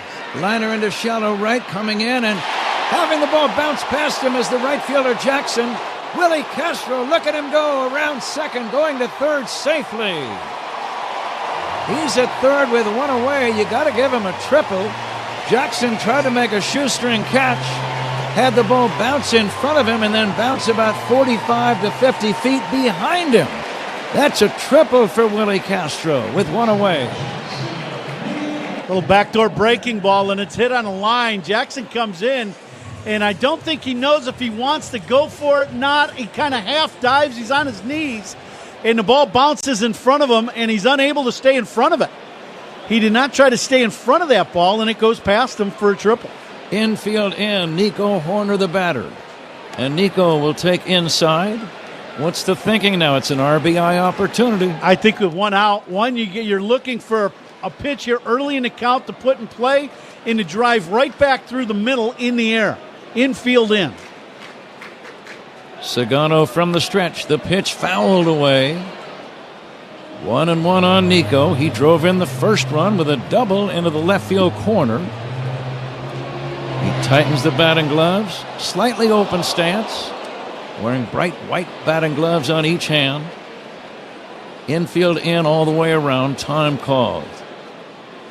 Castro showed a very impressive burst of running speed between home plate and third base on that triple a minute ago. He can move.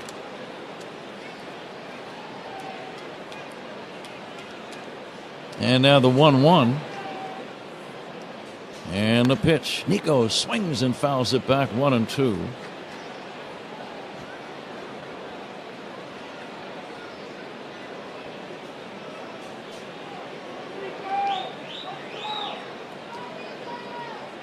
Horner with an RBI opportunity, 1-2. He needs to put it in play now as Sagano is ready to deliver.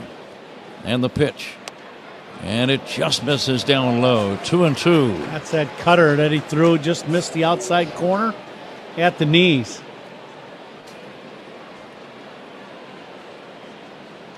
Cubs leading 2-0, have a man at third with one away, fourth inning. And the 2-2, low and outside. This is a good plate appearance. He's seeing these balls well. See if it results in some kind of a hard hit ball and preferably an RBI.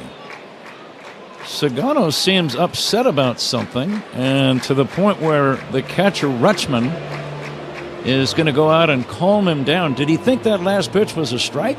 I don't know if he thought the last pitch was. The pitch before that he might have. Either, and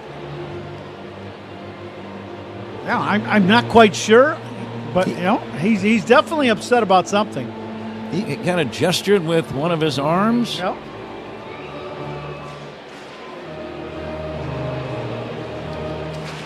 All right, Nico waiting. 3-2 on the Cubs. Shortstop today, giving Dansby Swanson the day off. The lead at third by Castro. And the pitch. Nico hits a line drive. Foul down the left field line. A solid liner over the head of Westberg, the third baseman. It landed maybe a half a foot foul down the line. Yeah, that ball just missed. That'd be the second ball Nico's hammered down the left field line.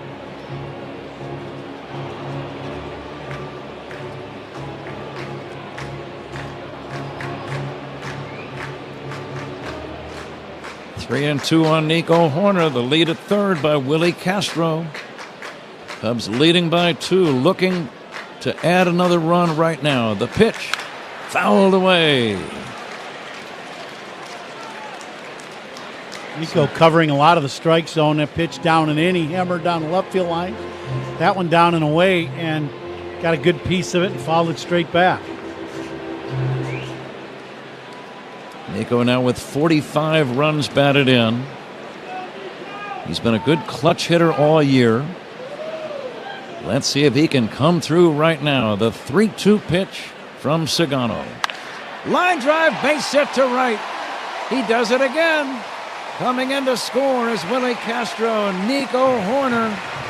He has been Mr. Clutch. He's been among the league leaders in the big leagues all season long in batting average with runners in scoring position, and he comes through one more time. Yeah, after seeing a bunch of off-speed pitches, then he gets a high fastball up and away. And that is the ideal pitch to shoot to right field. And he does exactly that as he beats the pulled-in infield and drives on the right. That's fun to watch.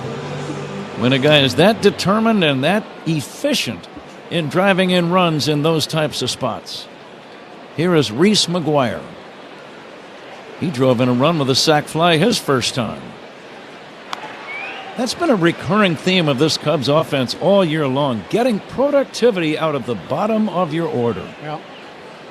Nico started out at the, either 7th, 8th, or 9th and keeps creeping up. And the reason why, you constantly see him creeping up in the lineup is his production. He's just a very productive hitter. Here's a ball outside, 1-1. You know, the whole league is enamored with OPS and hitting the ball out of the park and that. But boy, having clutch at bats with guys in scoring position, that's just huge, and he just did it again. That's how you win ball games. Cubs lead 3-0. Nico, a pretty good lead at first, to the point where Sagano makes a pickoff throw to first.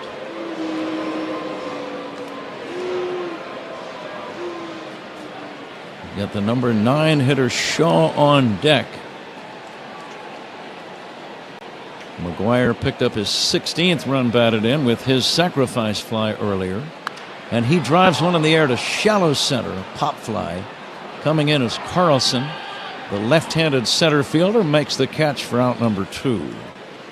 2 gone. Horner at first, a run in. Cubs lead 3-0, and the batter Matt Shaw. Fire just missed that little backdoor breaking ball, just underneath it.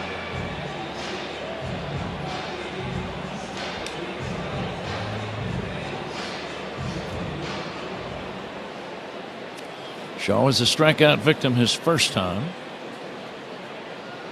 Nico not taking a big lead. Shaw takes a strike. With the number 9 hitter up there, this is probably not a great stolen base situation here, Ron. What do you think? Yeah, I would agree with that.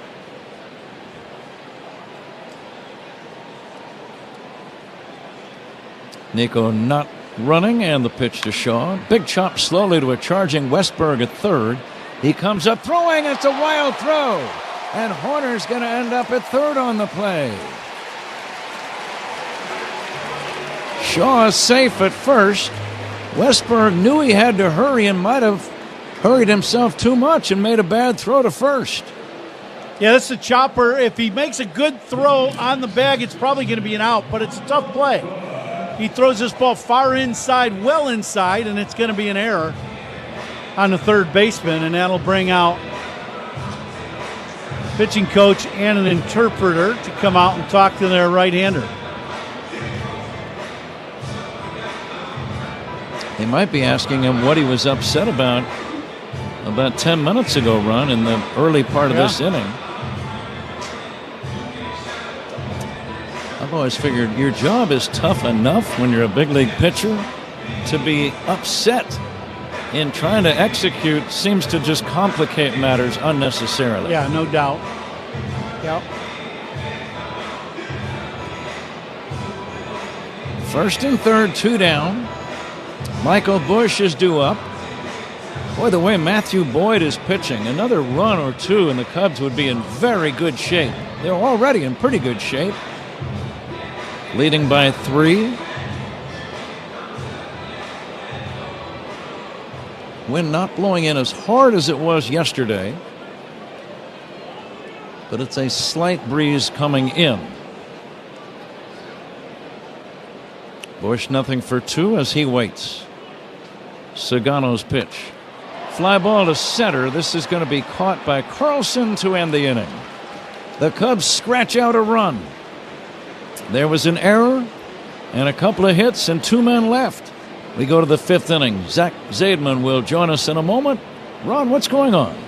Well, right now with the Cubs for the Cure, we are going to do the Stand Up for Cancer here at Wrigley Field, and we're going to take the PA, Jeremiah Pavrocky, to let him take over. At American Airlines, as we honor those whose lives have been impacted by cancer. If you're able, please stand up and hold the placards you received upon entry. Please join our players and our incredible fans as we recognize those who have been affected by this disease with a moment of silence.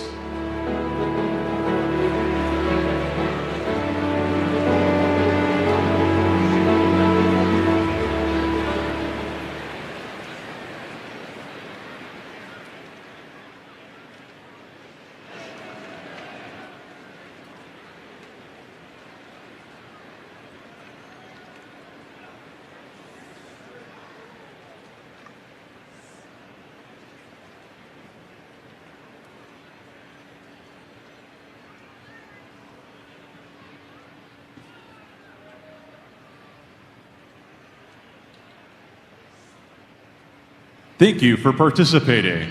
And thank you for supporting critical cancer research by attending Cubs for a Cure, presented by Advocate Healthcare. Cubs fans, Pete Crow Armstrong here. Pat and Ron call every game on the Chicago Cubs radio network. Everyone loves a fresh haircut for summer, but with the weather warming up and the kids out of school. So the reason I got to Cooperstown is because I played with Cal and I played with Eddie and I played with some of the greatest players ever. And, you know, I just had to figure out how I did my job, and I was honored to have some of the best players that ever played put on uniforms, and they happen to be Oriole uniforms.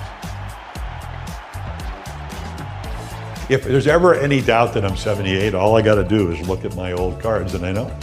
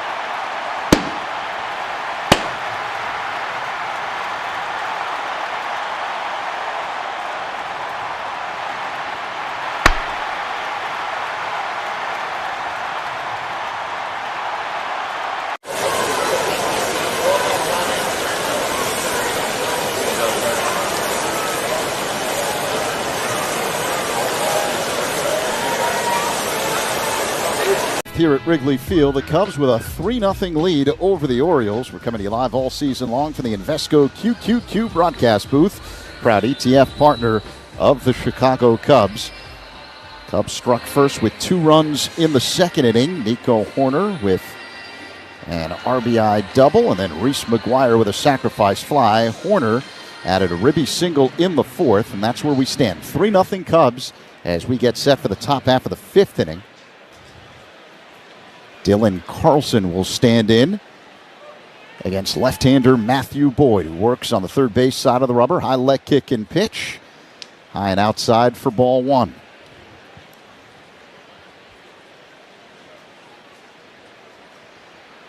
Mostly sunny, 75 degrees here at the friendly confines as Carlson looks at a changeup for a strike.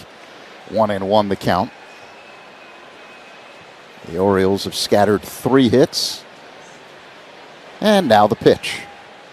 Carlson swings and misses. Another changeup from Boyd, 1-2. He's looked sharp this afternoon after the rough go of it last time out Monday in Milwaukee.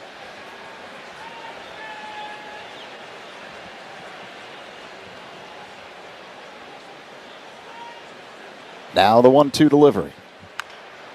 Slow-moving chopper. Left of the mound, fielded by Boyd. He spins and throws to first in time to get a hustling Carlson. Excellent defensive play by Matthew Boyd, 1 away. Well, this ball's chopped. I really didn't think he had much of a chance to make this play as he goes almost all the way into, to the foul line to catch this ball and plants the right foot one step and, on the grass down a third base line, and then uncorks a perfect throw to first base to Michael Busch. And the key is throwing that ball low enough to where Michael can stretch out at it, and they get Carlson at first base. Just an excellent play by Boyd.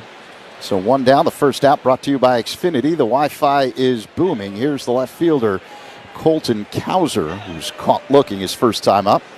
Now the pitch. Called strike on the outside corner, a slider, 0-1.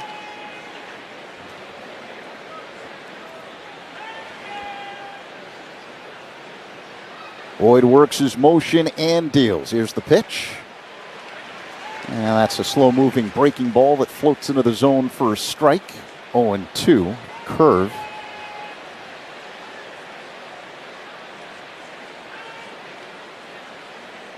Boyd kicks and deals. A swing and a miss, strike 3. He gets Cowser with a slider, 2 away.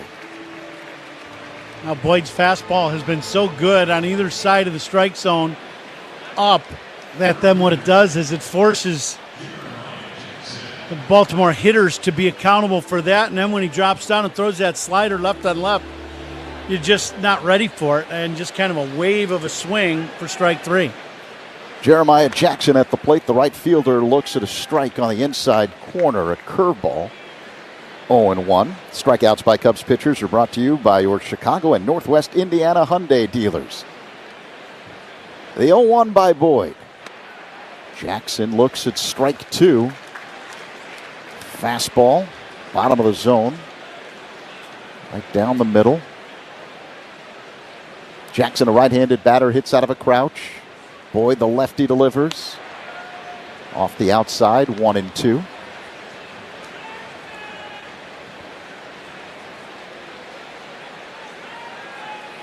Three 3-0 Cubs over the Orioles with 2 down here in the top of the 5th. A 1-2. Foul back.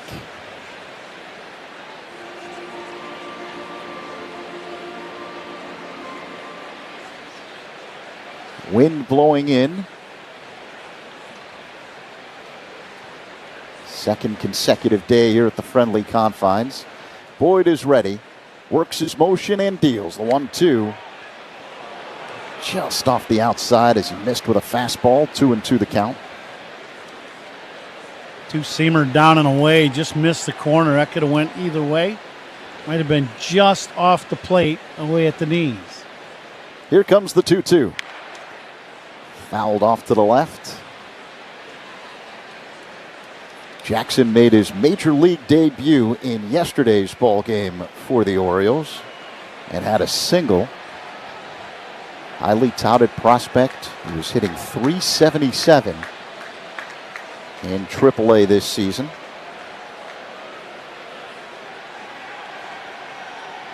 Boyd's ready. Calling his own pitches via the PitchCom device on his belt. The pitch. A ground ball knocked down by Horner on the edge of the outfield grass, but can't grab a hold of it. And Jackson is safe at first. Excellent effort by Nico. This ball is hit sharply. Hits off the mound and then has a high kick, and the next bounce is right at the edge of the grass going to the outfield. Nico ranges over and makes a nice stab at this ground ball, and it hits him in the glove, but he's unable to secure the ball, and once he's unable to secure it, Jackson runs well. It's going to be a base hit. So Jackson at first, Coombe 2 away here in the top of the 5th. The batter is the number 9 hitter, Luis Vasquez, and the pitch is swung on and missed. Out in front of a change, 0-1.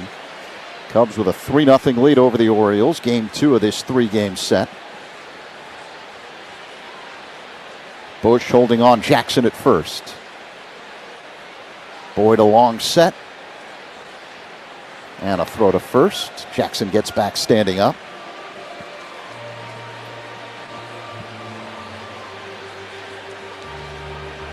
Boyd picked off Jordan Westberg in the 4th inning. 0-1 the count on Vasquez. Here's the pitch. Outside. 1-1.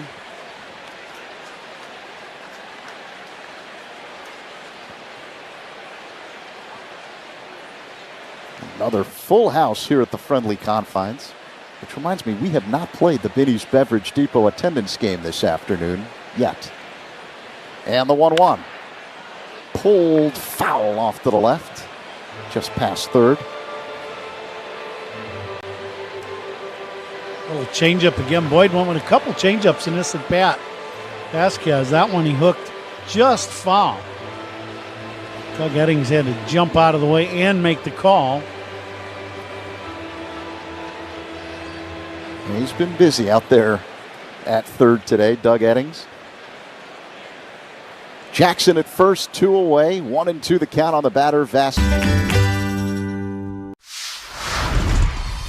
Do you see yourself maybe one day after baseball, like maybe food critic, food writer? I would love to do that. That's the plan. I've been doing it ever since I was in the big leagues. It's just fun. It's fun to interact with people, like the fans, because a lot of my followers are baseball fans. So it's nice to interact with them on a topic that's not baseball. A lot of people seem to rally around that. I mean, who doesn't love or Italian beef sandwich? Joel Gott is the perfect pairing for any ballpark staple, whether you're watching at Wrigley or at home. Look for Joel Gott wines in the wine aisle at your local retailer. Joel Gott Wines, official wine partner of the Chicago Cubs. James Hardie Building Products knows how important your home is. That's why they're rated the #1 brand of siding in North America. James Hardie is proud to sponsor the Cubs. James Hardie Building Products, siding with the Cubs. Matthew Boyd working on a 4-hit shutout as he goes to work on the top of the order. Jackson Holliday takes a strike. Boyd working quickly all day. Good rhythm today for Matthew. He fires another strike. He has not walked a man. Allowed 4 hits and no runs. Here comes the 0-2. Swinging a chopper slowly. Going to be a tough play for Castro. Shovels it to first, and he got him. What a play by Willie Castro. He never touched the ball barehanded. The second baseman racing in, shoveled it glove to Bush, and they get the out. Let's see if the Orioles are going to challenge. They are not. What a play by Castro. Yeah, the big key is Castro gets around this ball enough to where his momentum is somewhat going towards first. And then, you remember the old, the game we used to play where you flip and you flip the ball back and forth to each other? That's what they just played there, and it worked out perfectly for Castro and the Cubs. That might be the defensive play of the day right there. 1 away, 6th inning. Cubs lead by a score of 3-0.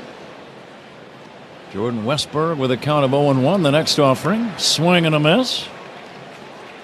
Boyd really changing up his stuff, mixing his pitches nicely today. You're just looking at a guy who's in command of this game. Here comes the 0-2. Outside for a ball, 1-2.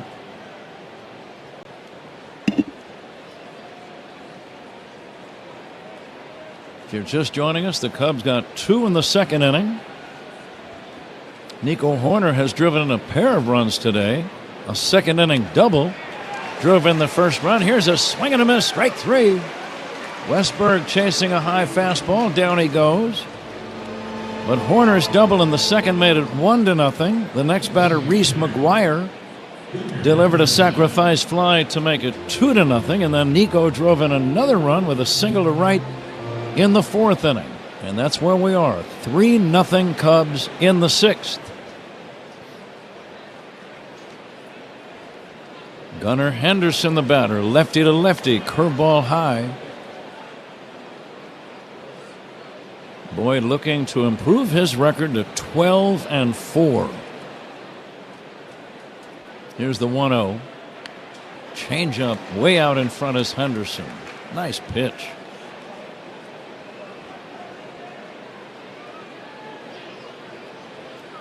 You should get the attendance here. We probably should make our picks in the Benny's Beverage Depot attendance game.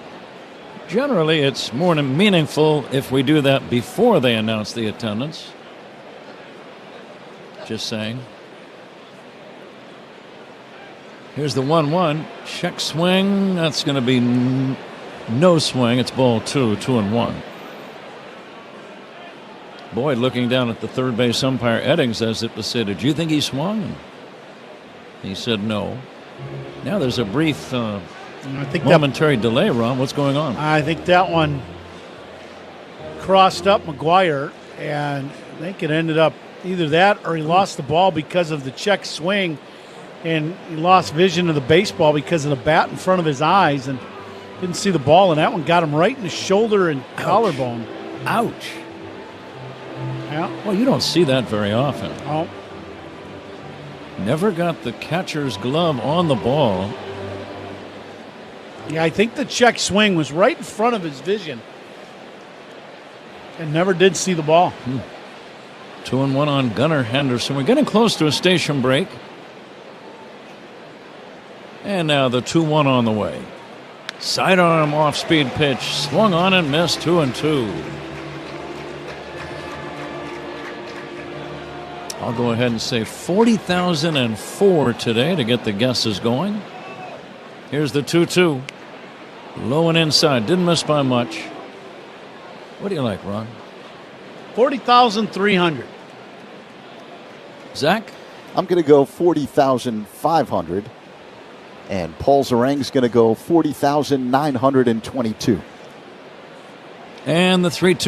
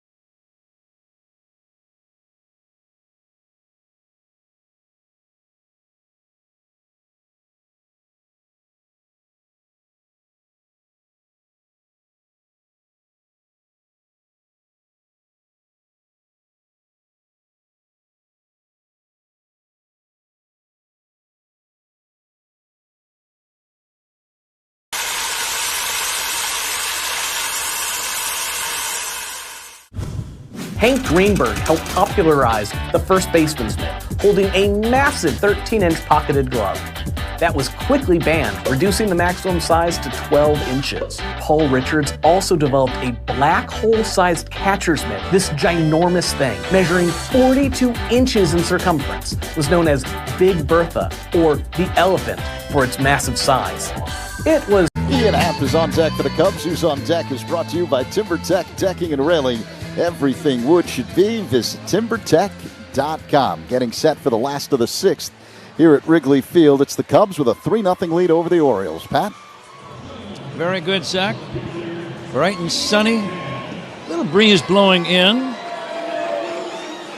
Cubs got 2 in the second, 1 in the fourth. Nico Horner with a pair of RBIs. Reese McGuire with 1. Here's Ian Happ leading off the Cubs' 6th inning, hitting a fly ball, shallow left, long run for Cowser. Gets there and makes the catch in short left field. 1 pitch, 1 away, and the batter, Willie Castro. Boy, Willie Castro, Ron, has been all over the place today. Defense made a tremendous play. He has singled and tripled and scored 2 of the 3 runs. What a first game for him. Talk about making an impact right away.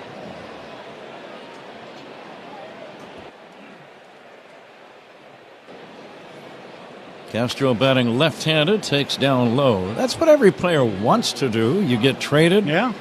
And you want to make an immediate positive first impression on your teammates and on the organization and on the fans.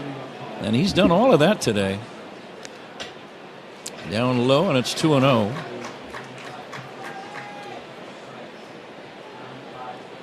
And again, I think most players, even though they wouldn't talk about it a lot, they're absolutely thrilled to go to a team that is winning with a chance to have some magic occur at the end of the season. Yeah, there's no doubt about that. You want to get to that's every player's dream, is to play playoff baseball, play in a World Series, win a World Series.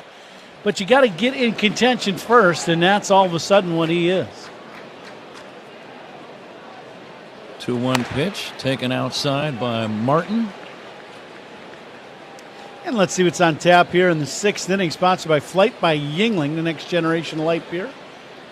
Cubs are up 3-0 right now. Not been a home run hit in the game yet. Here's a fly ball into shallow left. Cowser with a routine catch. Out number 2.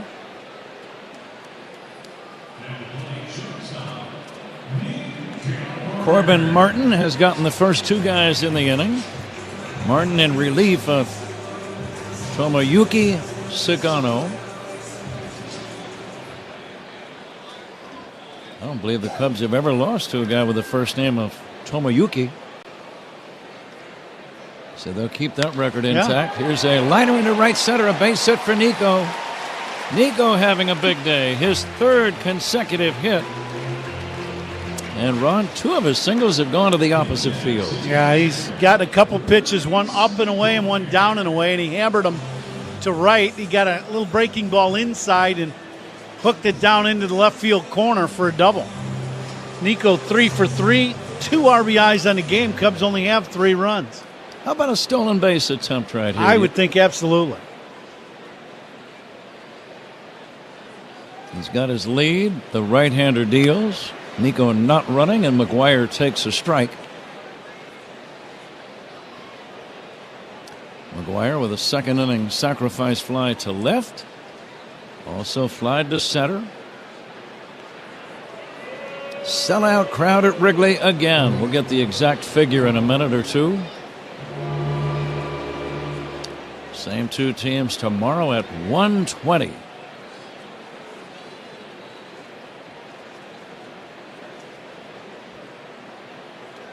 And the pitch, it's bunted toward 3rd. That's going to be a good bunt. And that is going to be a play at first, not in time.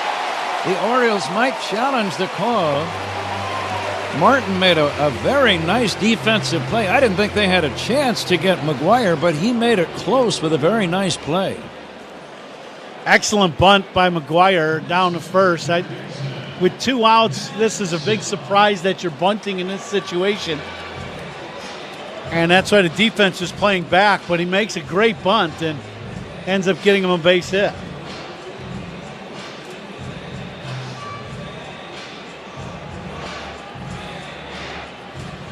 Drew French is the pitching coach for Baltimore, and he makes a trip to the mound.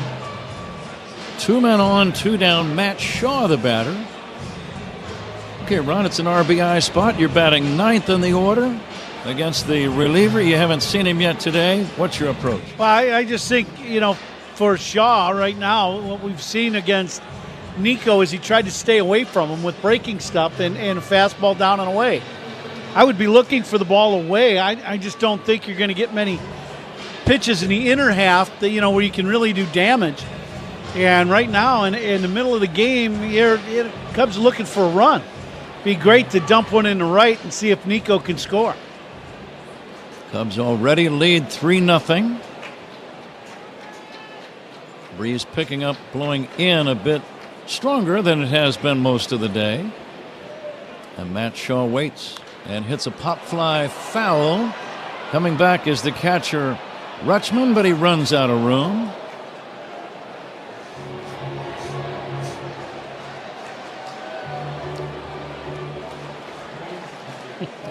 Cubs looking to get 20 games above 500, which they will achieve with a win today. Looking for win number 65. 2 outs, 2 on. Cubs lead by 3. Pop-up foul again, out of play. Milwaukee plays in our nation's capital. That's a night game against the Nationals. Tampa beat L.A. Is that the L.A. Angels or Dodgers? Tampa beat them 4-0. That game is already final. What time did they start? Here's a pitch inside 1-2. Well, they're in Tampa. They started probably an hour before we did. Okay.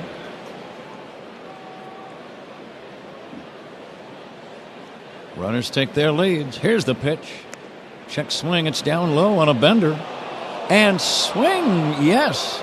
Mike McClinsky, the first base umpire, ruled that he did swing. Kind of surprised me as we watch it again. Let's see. No, we're not going to see it. Cubs don't score. They leave a pair. We go to the 7th inning. It's the Cubs 3 and the Orioles nothing. This is The Score on the Southwest Airlines Cubs Radio Network.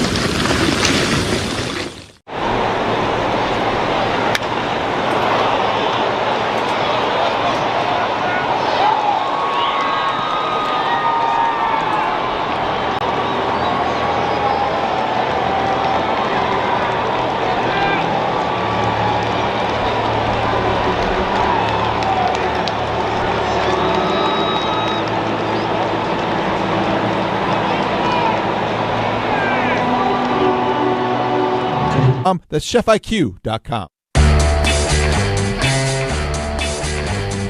going to take a look at a little baseball history as we move along. Cubs on top 3-0, 7th inning. Matthew Boyd working on Adley Rutschman, the switch hitting catcher, batting right-handed. Takes low and inside for ball 1. This day in baseball history brought to you by villageofbedfordpark.com. The next pitch in there for a strike, off speed. Now's the time to make history for your business in Bedford Park. Now, here's a play run that I've seen a video of at least 20 times in my life, and it always gives me a smile. Fly ball to right toward the sidewall is Tucker. He's got room and makes the catch. 1 down, 7th inning. Your old buddy Carlton Fisk is involved, and I'm sure he's talked about this, but 1985 on this date, August 2nd, it was a 3-3 game at Yankee Stadium. Yeah. Fisk is catching for the White Sox. He tags 2 New York runners out at home plate during the same play. I like the scoring on the play, 8-6-2-2. He got credit for 2.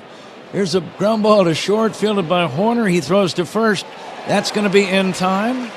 And Kobe Mayo is out, number 2. But the unusual 8-6-2-2 double play results when the base runners on first and second attempt to score on Ricky Henderson's 400-foot double to the gap in left center. Right. But when outfielder Luis Salazar makes a perfect throw to shortstop Ozzie Guillen, who in turn throws a strike to the plate, Carlton Fisk tags out Bobby Meacham and then spins around to tag out a sliding Larry Berra. And that is one of the most unusual double plays you will ever see. Did he ever talk about that play? You know what? I have not. I've seen the play many times. And my question always is, Does the third base coach lose his job right after the inning, or do you wait till after the game? It's a good question. Yeah. Because he's got to go. That's just bad. If the first guy gets thrown out and the second guy just keeps coming in and he's out too? Could the second guy have run through a possible stop sign? It could be. Right. Because you're right. And Carlton, it's almost comical the way he grabs the throw, he tags one guy, got you, and then he turns around, got you too. Yeah. That's it. It's almost like the second guy, it surprised them that he was coming too, and like, didn't you see I just tagged the first guy out? And then he sweeps down and tags the second guy. But in terms of time between the two outs, you're talking about maybe a second? Yeah. Maybe a second and a half, which is unique in itself. Here comes the 1-2 now to Dylan Carlson. Bounce to short. Scooping it up is Horner. Long throw and a good throw to get him. 7 shutout innings for Matthew Boyd. We go to the bottom of the 7th. It's time for the stretch. And this is the Southwest Airlines and the Cubs Radio Network. It's time for the stretch. And let's see, it's going to be Mike Lowe, WGN TV reporter and cancer fighter. He's going to sing Take Me Out to the Ball Game. Mike? I was in cancer treatment with Ryan Sandberg. I saw him every day, and he told me to stay in the game and keep fighting. So let's keep fighting for Rhino, and let's keep fighting for every single cancer patient. All right, Johnny.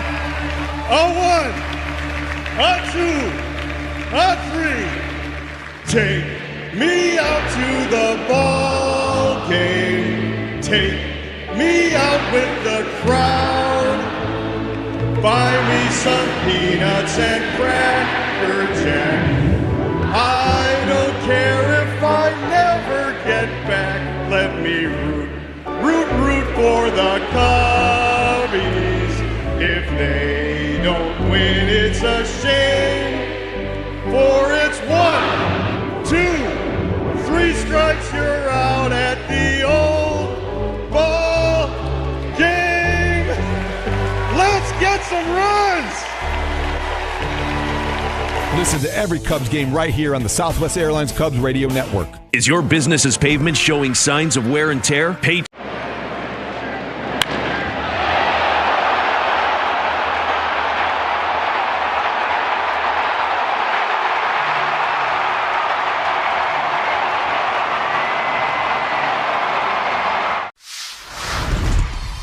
I was so inspired by what you were making that I want to do my own all-star ballpark bite, but I'm thinking we take some of that brisket that you make, and I'm going to do like a little slider.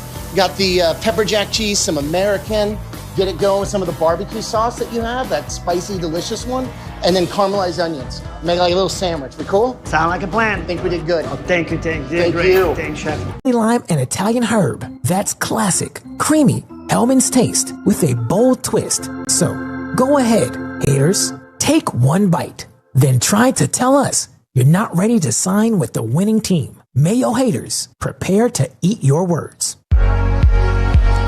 Grant Wolfram is the new left-handed pitcher. He's a big boy. Southpaw delivers low and outside to Michael Bush. Now, do you think he's related to the guy that played way back around, the 1900s, Chicken Wolf? Well, he's got that wolf in his name. It's certainly a remote possibility, I suppose. Here's a swing and a foul off to the left out of play. Grant Wolfram. I made that sound like Wolf was his middle name. That's not correct. It's Wolfram as his last name. Now I'm getting confused. We're going to call him Grant for a while here. Here's a pitch from Grant, and it's in there for a strike to Michael Bush. Beautiful, sunny Saturday afternoon.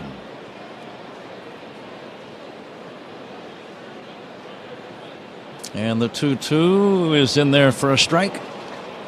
And that is out number 1.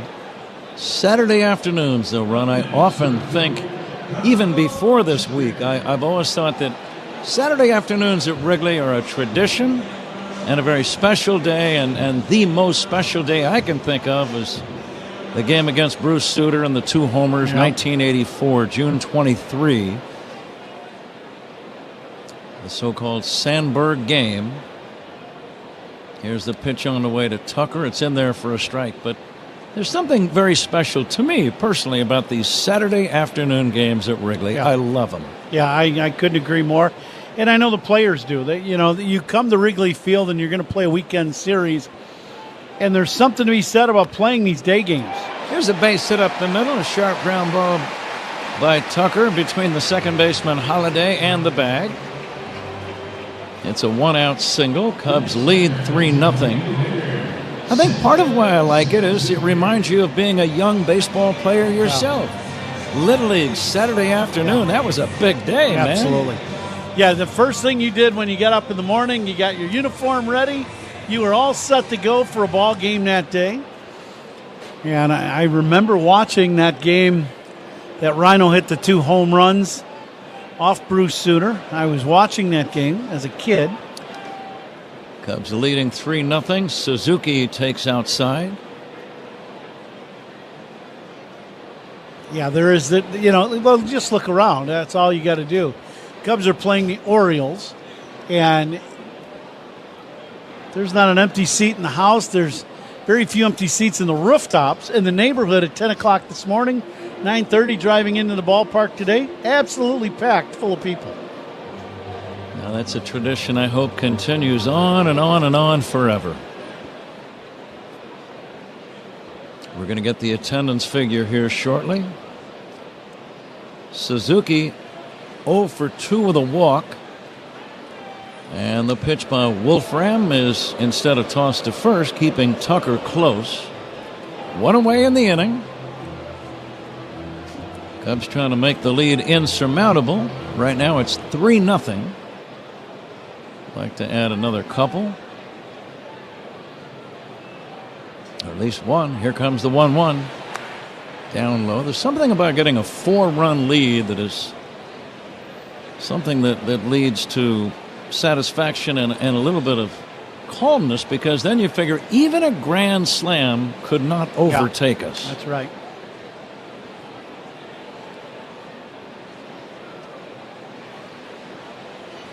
Now the 2-1. Off speed and down low from Wolfram. That just rolls off your tongue really well. Sort of.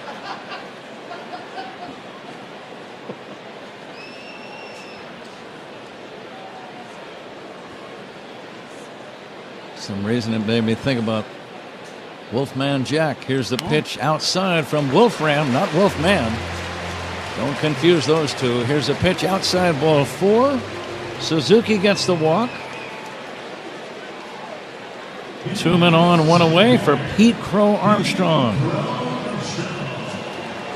Again, these are the uniforms that the Cubs wore back in the 1980s when Ryne Sandberg was the league MVP. Every single Cub today, and the coaches, and Craig Counsell, all wearing number 23.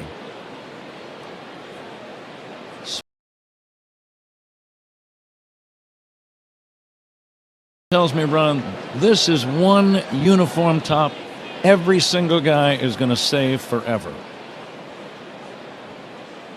Yeah, I would absolutely agree with that. There's no doubt. The next pitch high, it's ball 2. You're given a lot of items of clothing in baseball, and some are, they're all nice, don't get me wrong, but there are some that are absolutely special. And this would be one of those. Swing and a miss, 2-1. Now, you still have the uniforms of every big league team you played for, right? Absolutely. Are they in your closet, or? I have some that are kept, and some that I have framed. And swing and a foul. They're in my restaurant. All my jerseys, nice. Each team that I played for in the All-Star game, all those jerseys are framed and in my restaurant. It was kind of nosy of me to ask about your closet. Oh, that's okay. I'm used to it after all these years. We're good friends, so it's in my closet. It's fair game. Good. Okay. Just clothes, shoes, maybe a few more shoes than normal, but that's okay. Let's save asking about other garments for later on. 2 balls and 2 strikes on Crow Armstrong. Lefty to lefty, the pitch. Taken high, 3-2, 1 away. Let's see if Pete gets something to hit. The right fielder Jackson well off the line.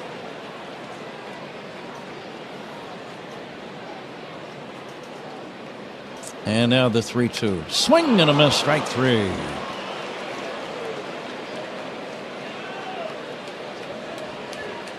Little high fastball up and into Pete. Chased that one. He was thinking long ball and trying to hit one out of here and just chase that high fastball. Here's a nice touch. I understand Crane Kenny has told us that the jerseys will be auctioned off to raise money for cancer research on this Cubs for a Cure day. And that's going to be a nice touch. And that'll be a lot of revenue generated, you would think. Absolutely.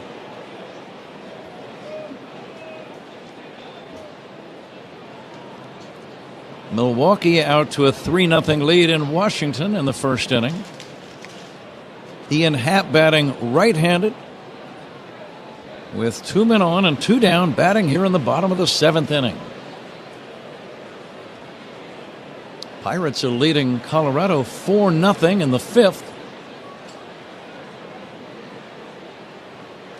Happ pokes it foul out of play. The Pirates last night led 9-0 after a half inning at Coors Field, and they lost the game.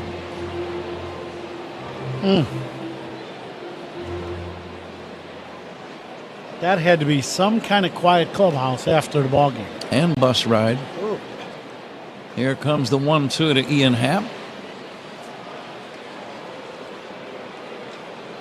Cubs looking for their 3rd straight win, going back to the finale in Milwaukee on Wednesday. They beat the Orioles yesterday 1-0.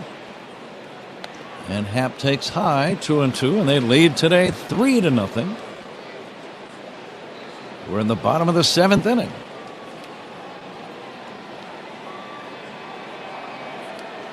This big crowd would like to see Happ drive in another run. He swings and taps it slowly to the third base side of the mound. The pitcher throws to first in time. Pretty good play by Wolfram, and that will end the inning. Cubs don't score, leave a pair. It's on to the 8th inning. Cubs 3.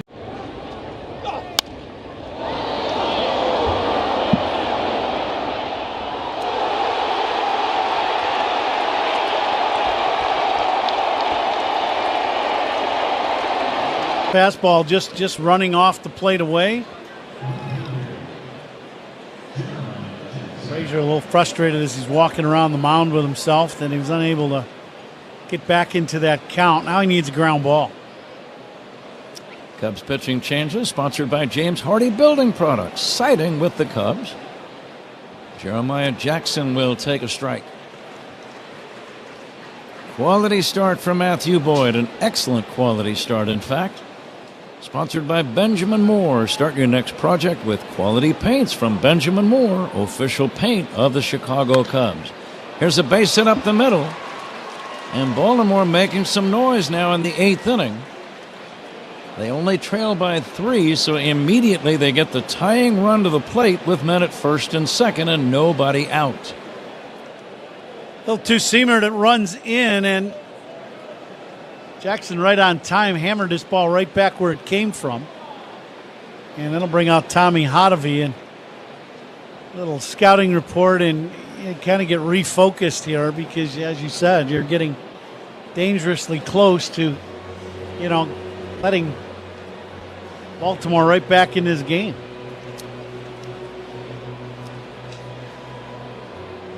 Ron Coomer will be naming the toast of the game Cubs ball player in the 9th inning. Sponsored by Benny's Beverage Depot. Still some work to be done. Big conference on the mound. Tommy Hotovy, the pitching coach, had a very brief conversation with Brazier. See if Luis Vasquez bats for himself or possibly a pinch batter. Looks like a pinch batter.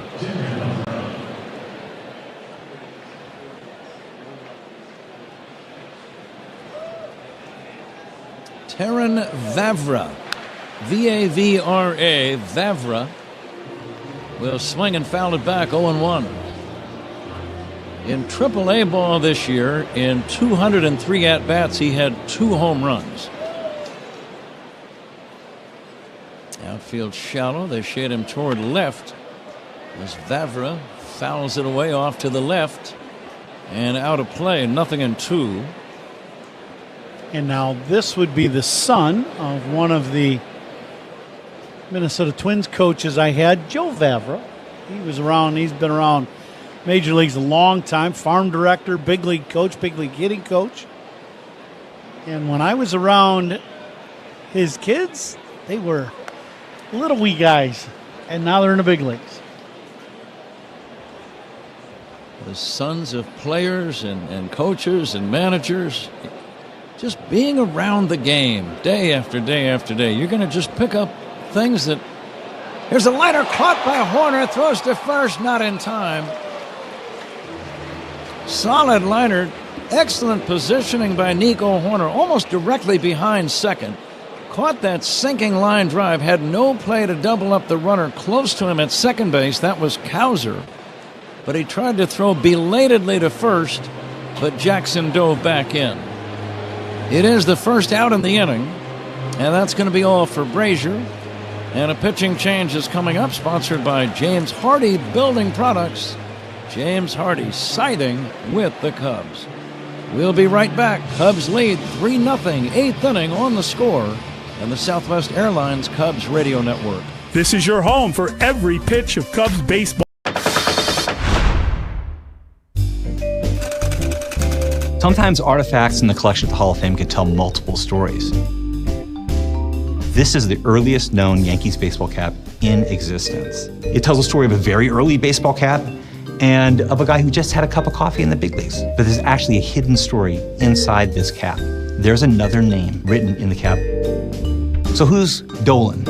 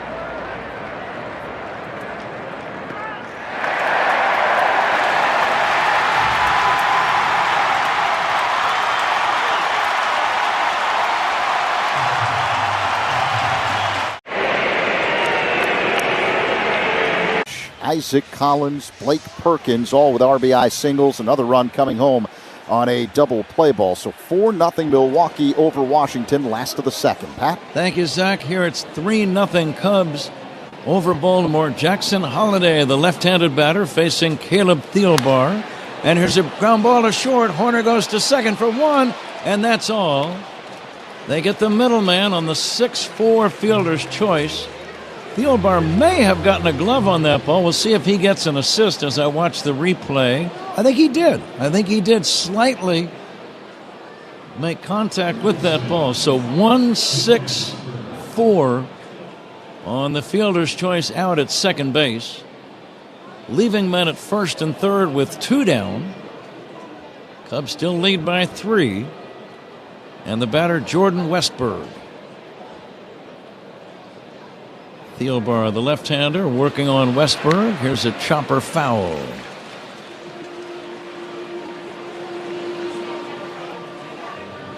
Westberg against Matthew Boyd, grounded out, singled, and struck out. Baltimore with only 5 hits today. Yesterday they managed only 3 in being shut out. The next pitch fouled away.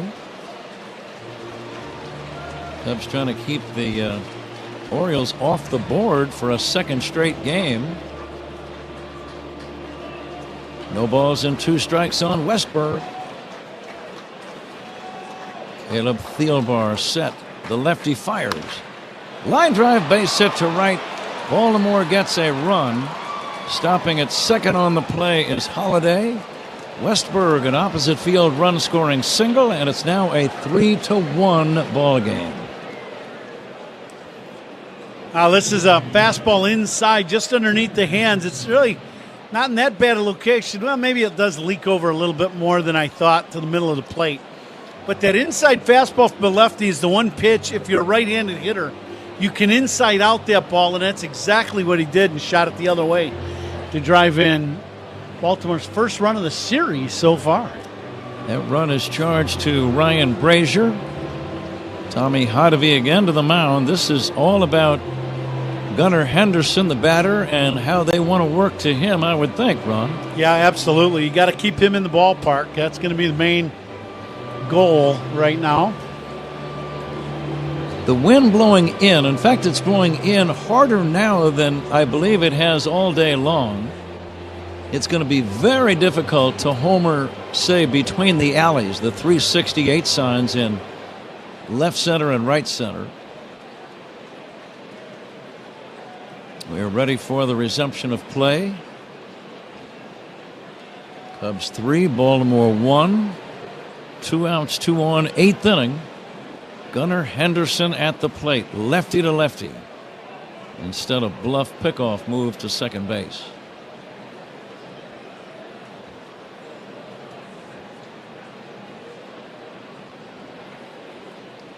Now Thielbar ready.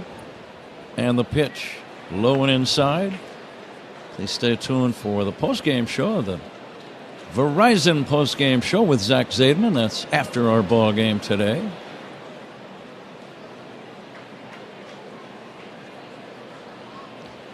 Thielbar trying to end the inning. Henderson takes a strike, 1-1. You got to believe guys in the middle of the order now, Ron, are thinking long ball. Yeah, there's no doubt. The problem that they run into is they know that there's been a few balls hit tonight or today that have been hit well and have not gone out of the park. Swing and a foul back, 1-2. So what does that do to your thinking? And well, it gets guys up there, you know, a little concerned about trying to hit the ball out of the ballpark. So now, you know, that little bit of second guessing for yourself is never good as a hitter. The fans are standing. The pitch, a fly ball into deep right center. Going back is Carl Armstrong near the fence. That ball is gone for a 3-run homer. Gunnar Henderson has just homered to give Baltimore a 4-3 lead here in the 8th inning. He hit it into the wind, just to the right of the 400-foot sign, and Baltimore has taken their first lead of the series. Stunning. Yeah, this is a hanging breaking ball right in the middle of the plate, and Henderson doesn't miss it. He squares this ball up and hits it in the first row of bleachers, just to the right of the 400-foot mark. And the crowd is subdued and stunned.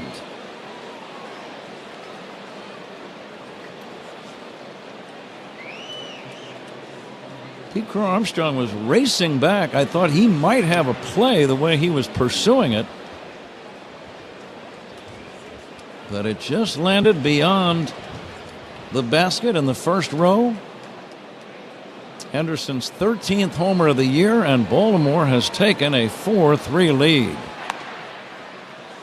Fastball high to Adley Rutschman, the count 3-0. Late in the game, leadoff walk, right? That's the 2-0 pitch was right at the bottom of the zone. Could have been called a strike, was not. That's ball 4. second walk in the inning. Brad Keller starts to throw in the Cub bullpen. Strike zone has been not very good today, I can say that. It's been some guys called out on pitches well out of the strike zone, and then good pitches have not been called. It's been kind of a tough strike zone today for the pitchers. Kobe Mayo, the batter, takes a curveball away, ball one. Rutschman, the runner at first, being held by Bush. Cubs offense is going to have to go back to work. Here's a bouncing ball to third, one hop to Shaw, throws to first, and that's in time, but the damage is done. Baltimore scores 4 runs as we go to the bottom of the 8th inning. Baltimore 4, Cubs 3 on the Score and the Southwest Airlines Cubs Radio Network. Hey, Cubs.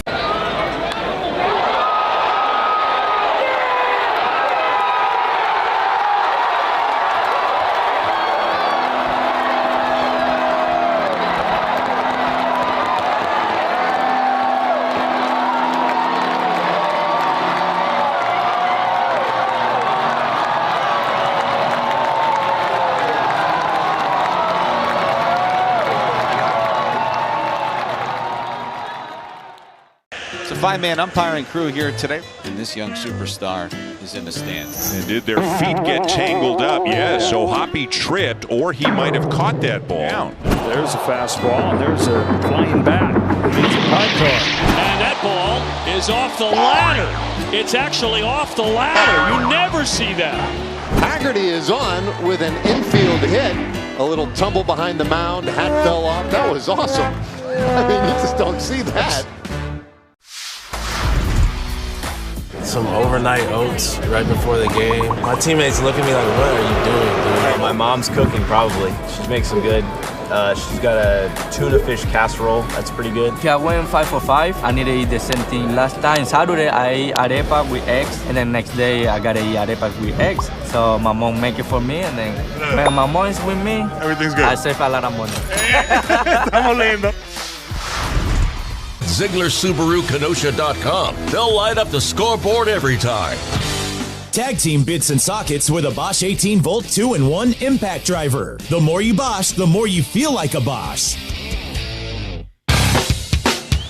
Stream every out-of-market game live or on demand, plus stream MLB Network 24/7 for the entire season. Blackout and other restrictions apply. Visit MLB.tv for details. Pat? Yennier Cano, big right-hander, the new man on the mound for Baltimore. And the Cubs offense down by a run. Willie Castro first up. And he hits a fly ball to left, shallow, playable for Cowser. It's out number 1. Castro retired. Here comes Nico Horner. First pitch swinging on that little pitch fading away from him to the outside corner and just served it right at the left fielder.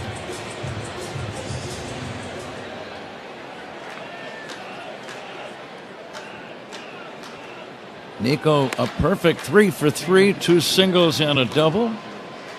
He has driven in 2 of the Cubs' 3 runs. Right now, he just wants to get on base. He hits a drive down the right field line, slicing over near the sidewall, and running out of room is Jackson. It's a foul ball. Jackson running hard, and he had to slam on the brakes right in front of the sidewall. That ball landed right in the first row.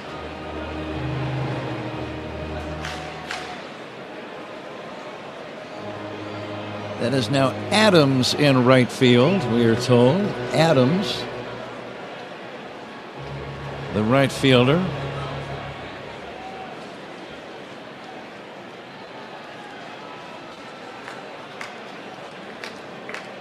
A ball and a strike on Nico Horner. 1 away, bottom of the 8th inning. Cubs down by a run.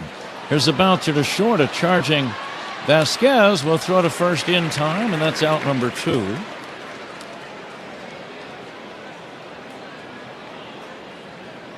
Jackson Holiday now playing shortstop, we understand. Baltimore making several changes.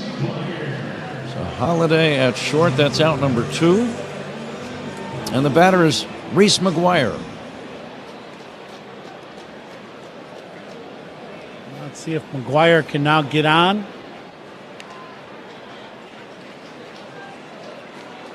McGuire will take a strike.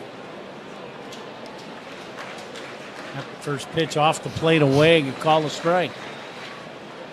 McGuire, as a young guy, not going to say anything, but he stepped out. There's the pitch on the way, a swing and a miss. Looks like Carson Kelly possibly is in the on-deck circle.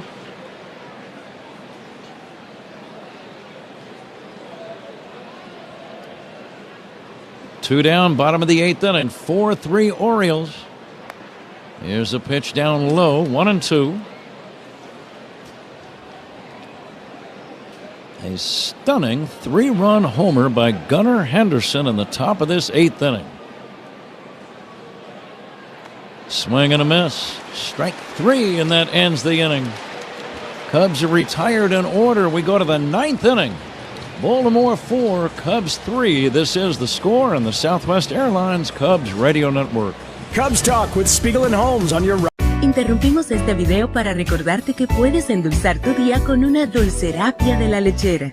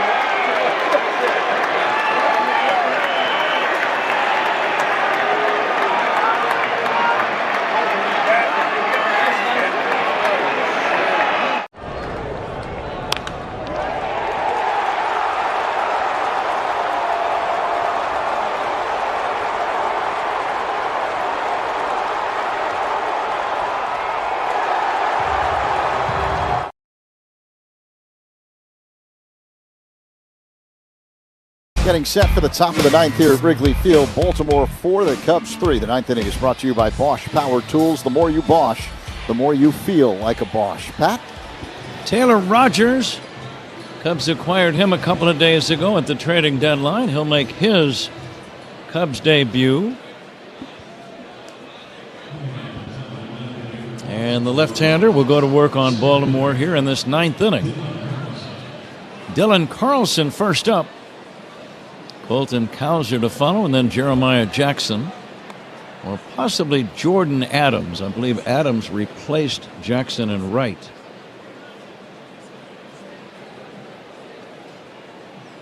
And that's what it'll be. Adams due to bat third. Carlson, switch hitter, batting right-handed, pulls it foul toward third.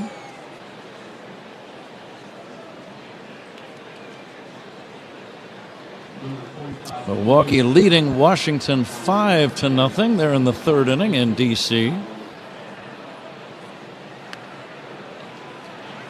There's a strike from the left-hander. Taylor Rogers. And the count now 1-2.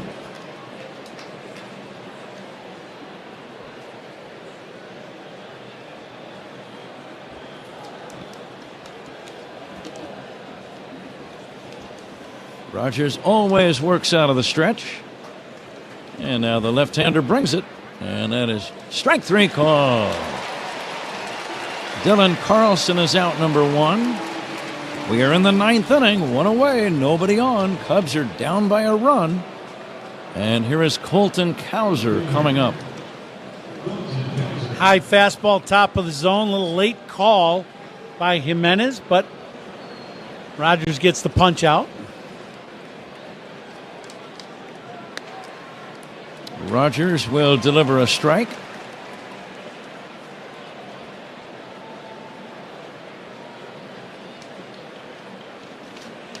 And now the left-hander ready and comes back to the plate. Foul back and out of play, and the count 0-2.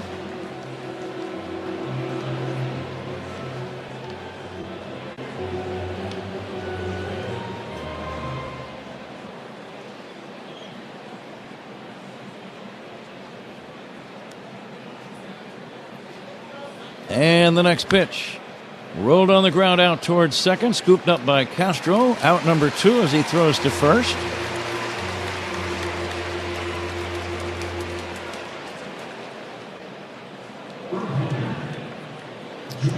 Rogers acquired from the Pirates a couple of days ago at the deadline in exchange for a minor league outfielder.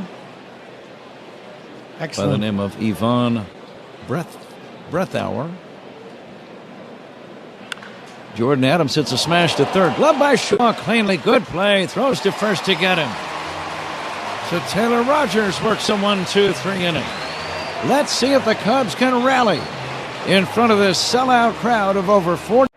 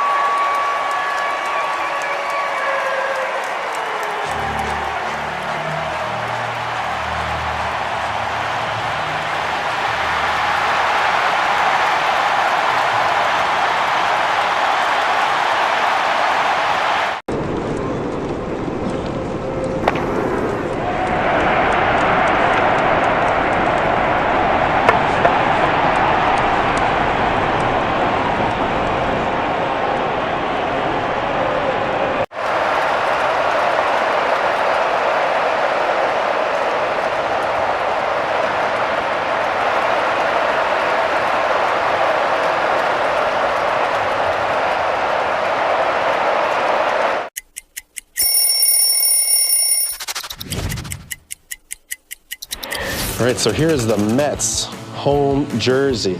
To me, growing up in New York, also a very iconic jersey. The blue pinstripes that represented the Dodgers. Got the orange outline, which represented the Giants, which are the two teams that left New York. And then subsequently, the Mets were created. You know, my parents were Mets fans growing up, and this was the jersey that I also dreamed of wearing.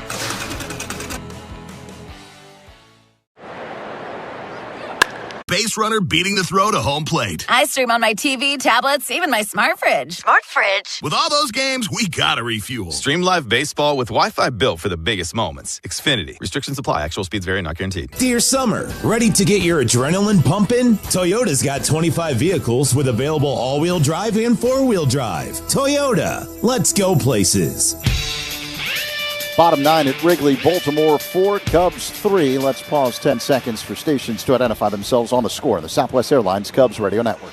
Covering the Cubs and all of Chicago's teams on the Spiegel and Holmes Show. Afternoons 2 to 6 on the Score and the Southwest Airlines Cubs Radio Network. WSCR Chicago, WBMX HD2 Chicago, an Odyssey sports station. Guys, this copyrighted broadcast is presented by authority of the Chicago Cubs and may not be reproduced or retransmitted in any form. The accounts and descriptions of this game may not be disseminated without the express written consent of the Chicago Cubs. Pat? Left-hander Keegan Aiken, a Husky left-hander, is in for Baltimore. Matt Shaw hits a ground ball to short, scooped up by Holiday, and he'll throw to first in time. And that's out number 1. Sharply hit ball, but right to the shortstop. One away, 9th inning. Cubs trail 4-3.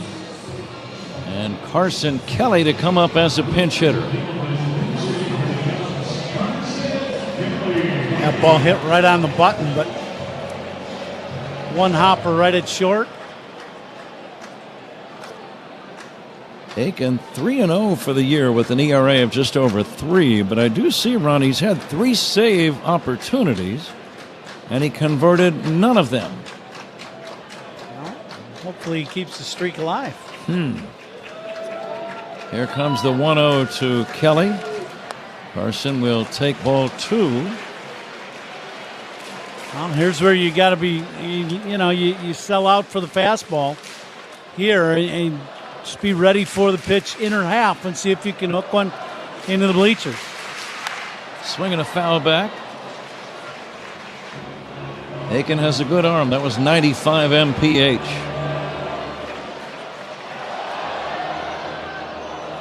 Cubs got 2 in the second and 1 in the fourth. They need to score here in the ninth. They're down by a run. Swing and a foul back, 2-2.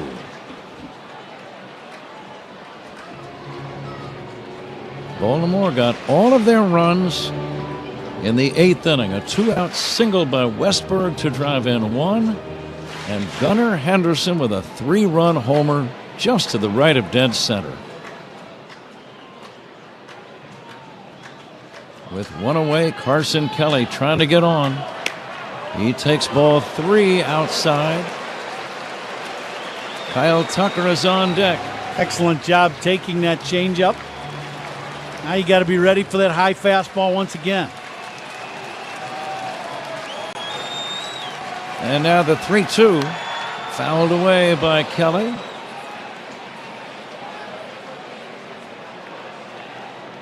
Aiken with a pretty good pitch on 3-1. That fastball right in the outside corner.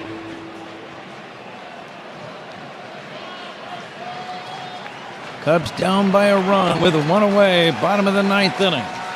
And the pitch lined foul down the right field line. This guy's got a good arm. Nobody has gone home. Many of them are standing. 40,781.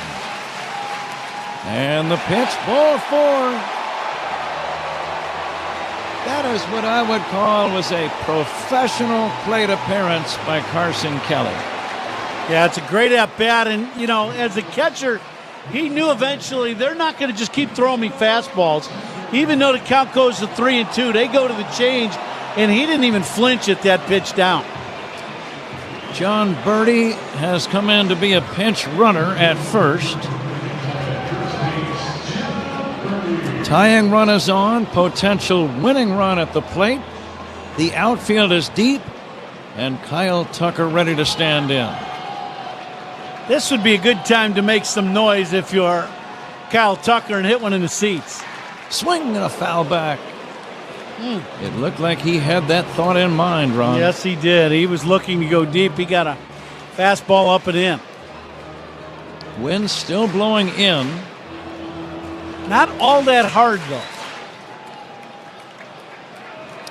Birdie about a 10-foot lead at first. And a pitch, and Tucker takes way outside. Aiken appeared to land a little awkwardly as he looks down at the dust in front of the mound. I would think Aiken's done throwing fastballs inside to Tucker after that first swing. Now the 1-1, swing and a foul.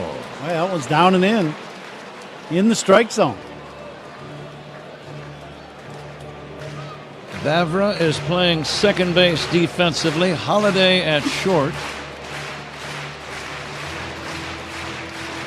Westberg still at third. Mayo still at first. A ball and 2 strikes on Kyle Tucker. And the pitch just a little bit outside. 2-2. Another changeup by Aiken, and that one missed off the plate away.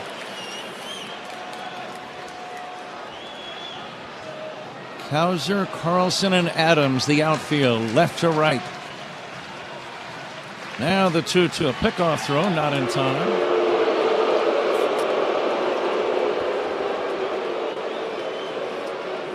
Tucker today 1 for 4. Singled his last time up. 1 away, bottom of the 9th inning. Cubs trail 4-3. Here's the pitch. Swing and a miss, strike 3, and it's out number 2. Tucker is gone. It's up to Seiya Suzuki. A off-speed pitch right at the bottom of the zone. Might have been just a touch low, but very close.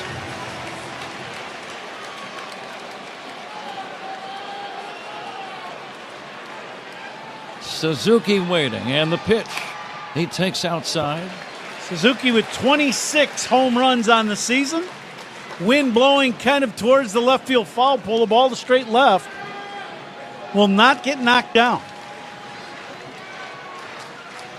The lead by Birdie. The pitch. Suzuki takes low ball 2. What are you looking for on 2-0, Ron? I'm looking for a fastball. The last thing you'd want to do is take a fastball that's hittable and, looking for a change in this spot. Aiken has not thrown a lot of changeups for strikes. I'd be ready for the heater and look to hit it out of the ballpark. Suzuki swings and fouls it back. No, he threw the change. Threw it for a strike, too.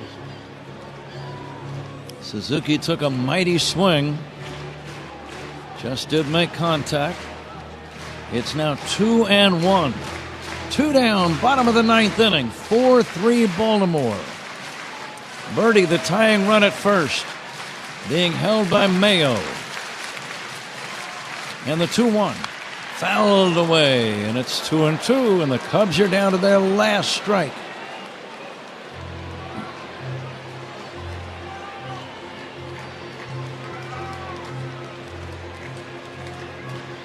Birdie ready to run hard on any kind of contact.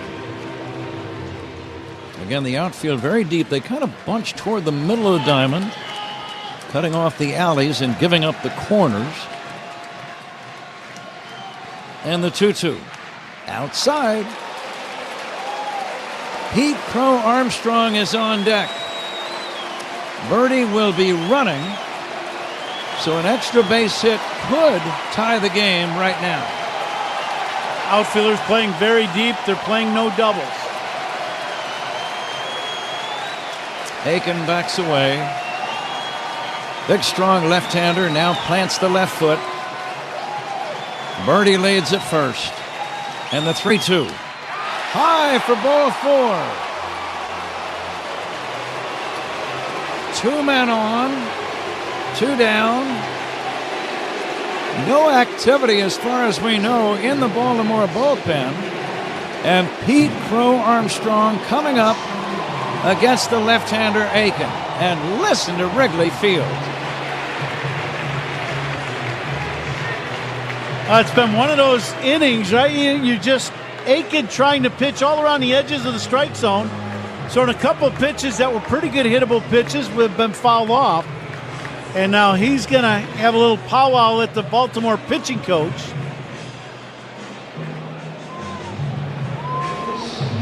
And let's see if Pete Crow Armstrong can create a moment that we will all remember for a long time. He's got 27 home runs. He's driven in 78. He will face the hard-throwing left-hander in this spot. Key in these at-bats. One is to slow yourself down at home plate. You've got to breathe. You've got to slow yourself down. You've got to tell yourself, see the ball. Because a lot of times when you're young, you go on the attack as soon as you see the ball out of the hand. You got to get yourself a good pitch to hit. Runners take their leads. Here we go. The pitch. Swing and a foul back. He was right on that one. That was a 94-mile-an-hour fastball. He got one right down the middle at the bottom of the zone. Wind blowing in. Outfield straight away. Tying run at second, winning run at first. Swing and a miss. And the count now 0-2. Fastball inside down, fastball on the outside corner. Cubs are down to their last strike. The 0-2 from Aiken. It's high for a ball.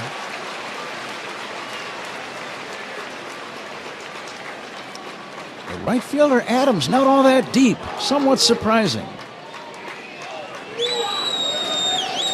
Lefty against lefty. The 1-2. Way outside. Almost a wild pitch. It's 2-2. Well, after getting ahead with 2 strikes right away, Baltimore's trying to get Pete to swing at something out of the zone. He didn't chase the high fastball. That last pitch way off the plate away. 2 outs, 2 on. Cubs down by a run. Bottom of the 9th. And the pitch. Swinging a smash foul toward the Baltimore dugout. Off-speed pitch. He was out in front. Birdie ready to run on contact at second. Likewise, Suzuki at first. Fans are standing all the way around Wrigley. 2 balls, 2 strikes, 2 outs, 2 on. The pitch. Swinging a fly ball foul off to the left and out of play. That was a good swing by Pete. Wasn't over aggressive. He saw the ball good and then put a good swing on it. Just fouled it back just a little under. A dramatic moment at Wrigley. Time called by Pete Crow Armstrong. He seemed to have something maybe in his eye. He just wanted to back away. Birdie leads at second. Suzuki at first. And the 2-2 from Aiken. Swing and a miss. Strike 3 and the ball game is over. The Baltimore Orioles have beaten the Chicago Cubs by a score of 4-3. It was an off-speed pitch that got him. Pete swinging and missing.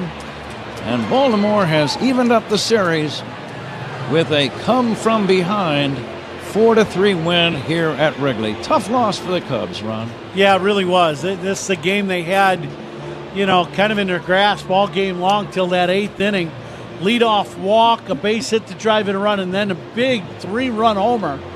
Kind of out of nowhere. The wind had been blowing in and that had been a home run all game, and that ball ends up in the first row and straightaway center. And that's a ball game. We'll be back with the totals. Baltimore wins it 4-3 here at Wrigley.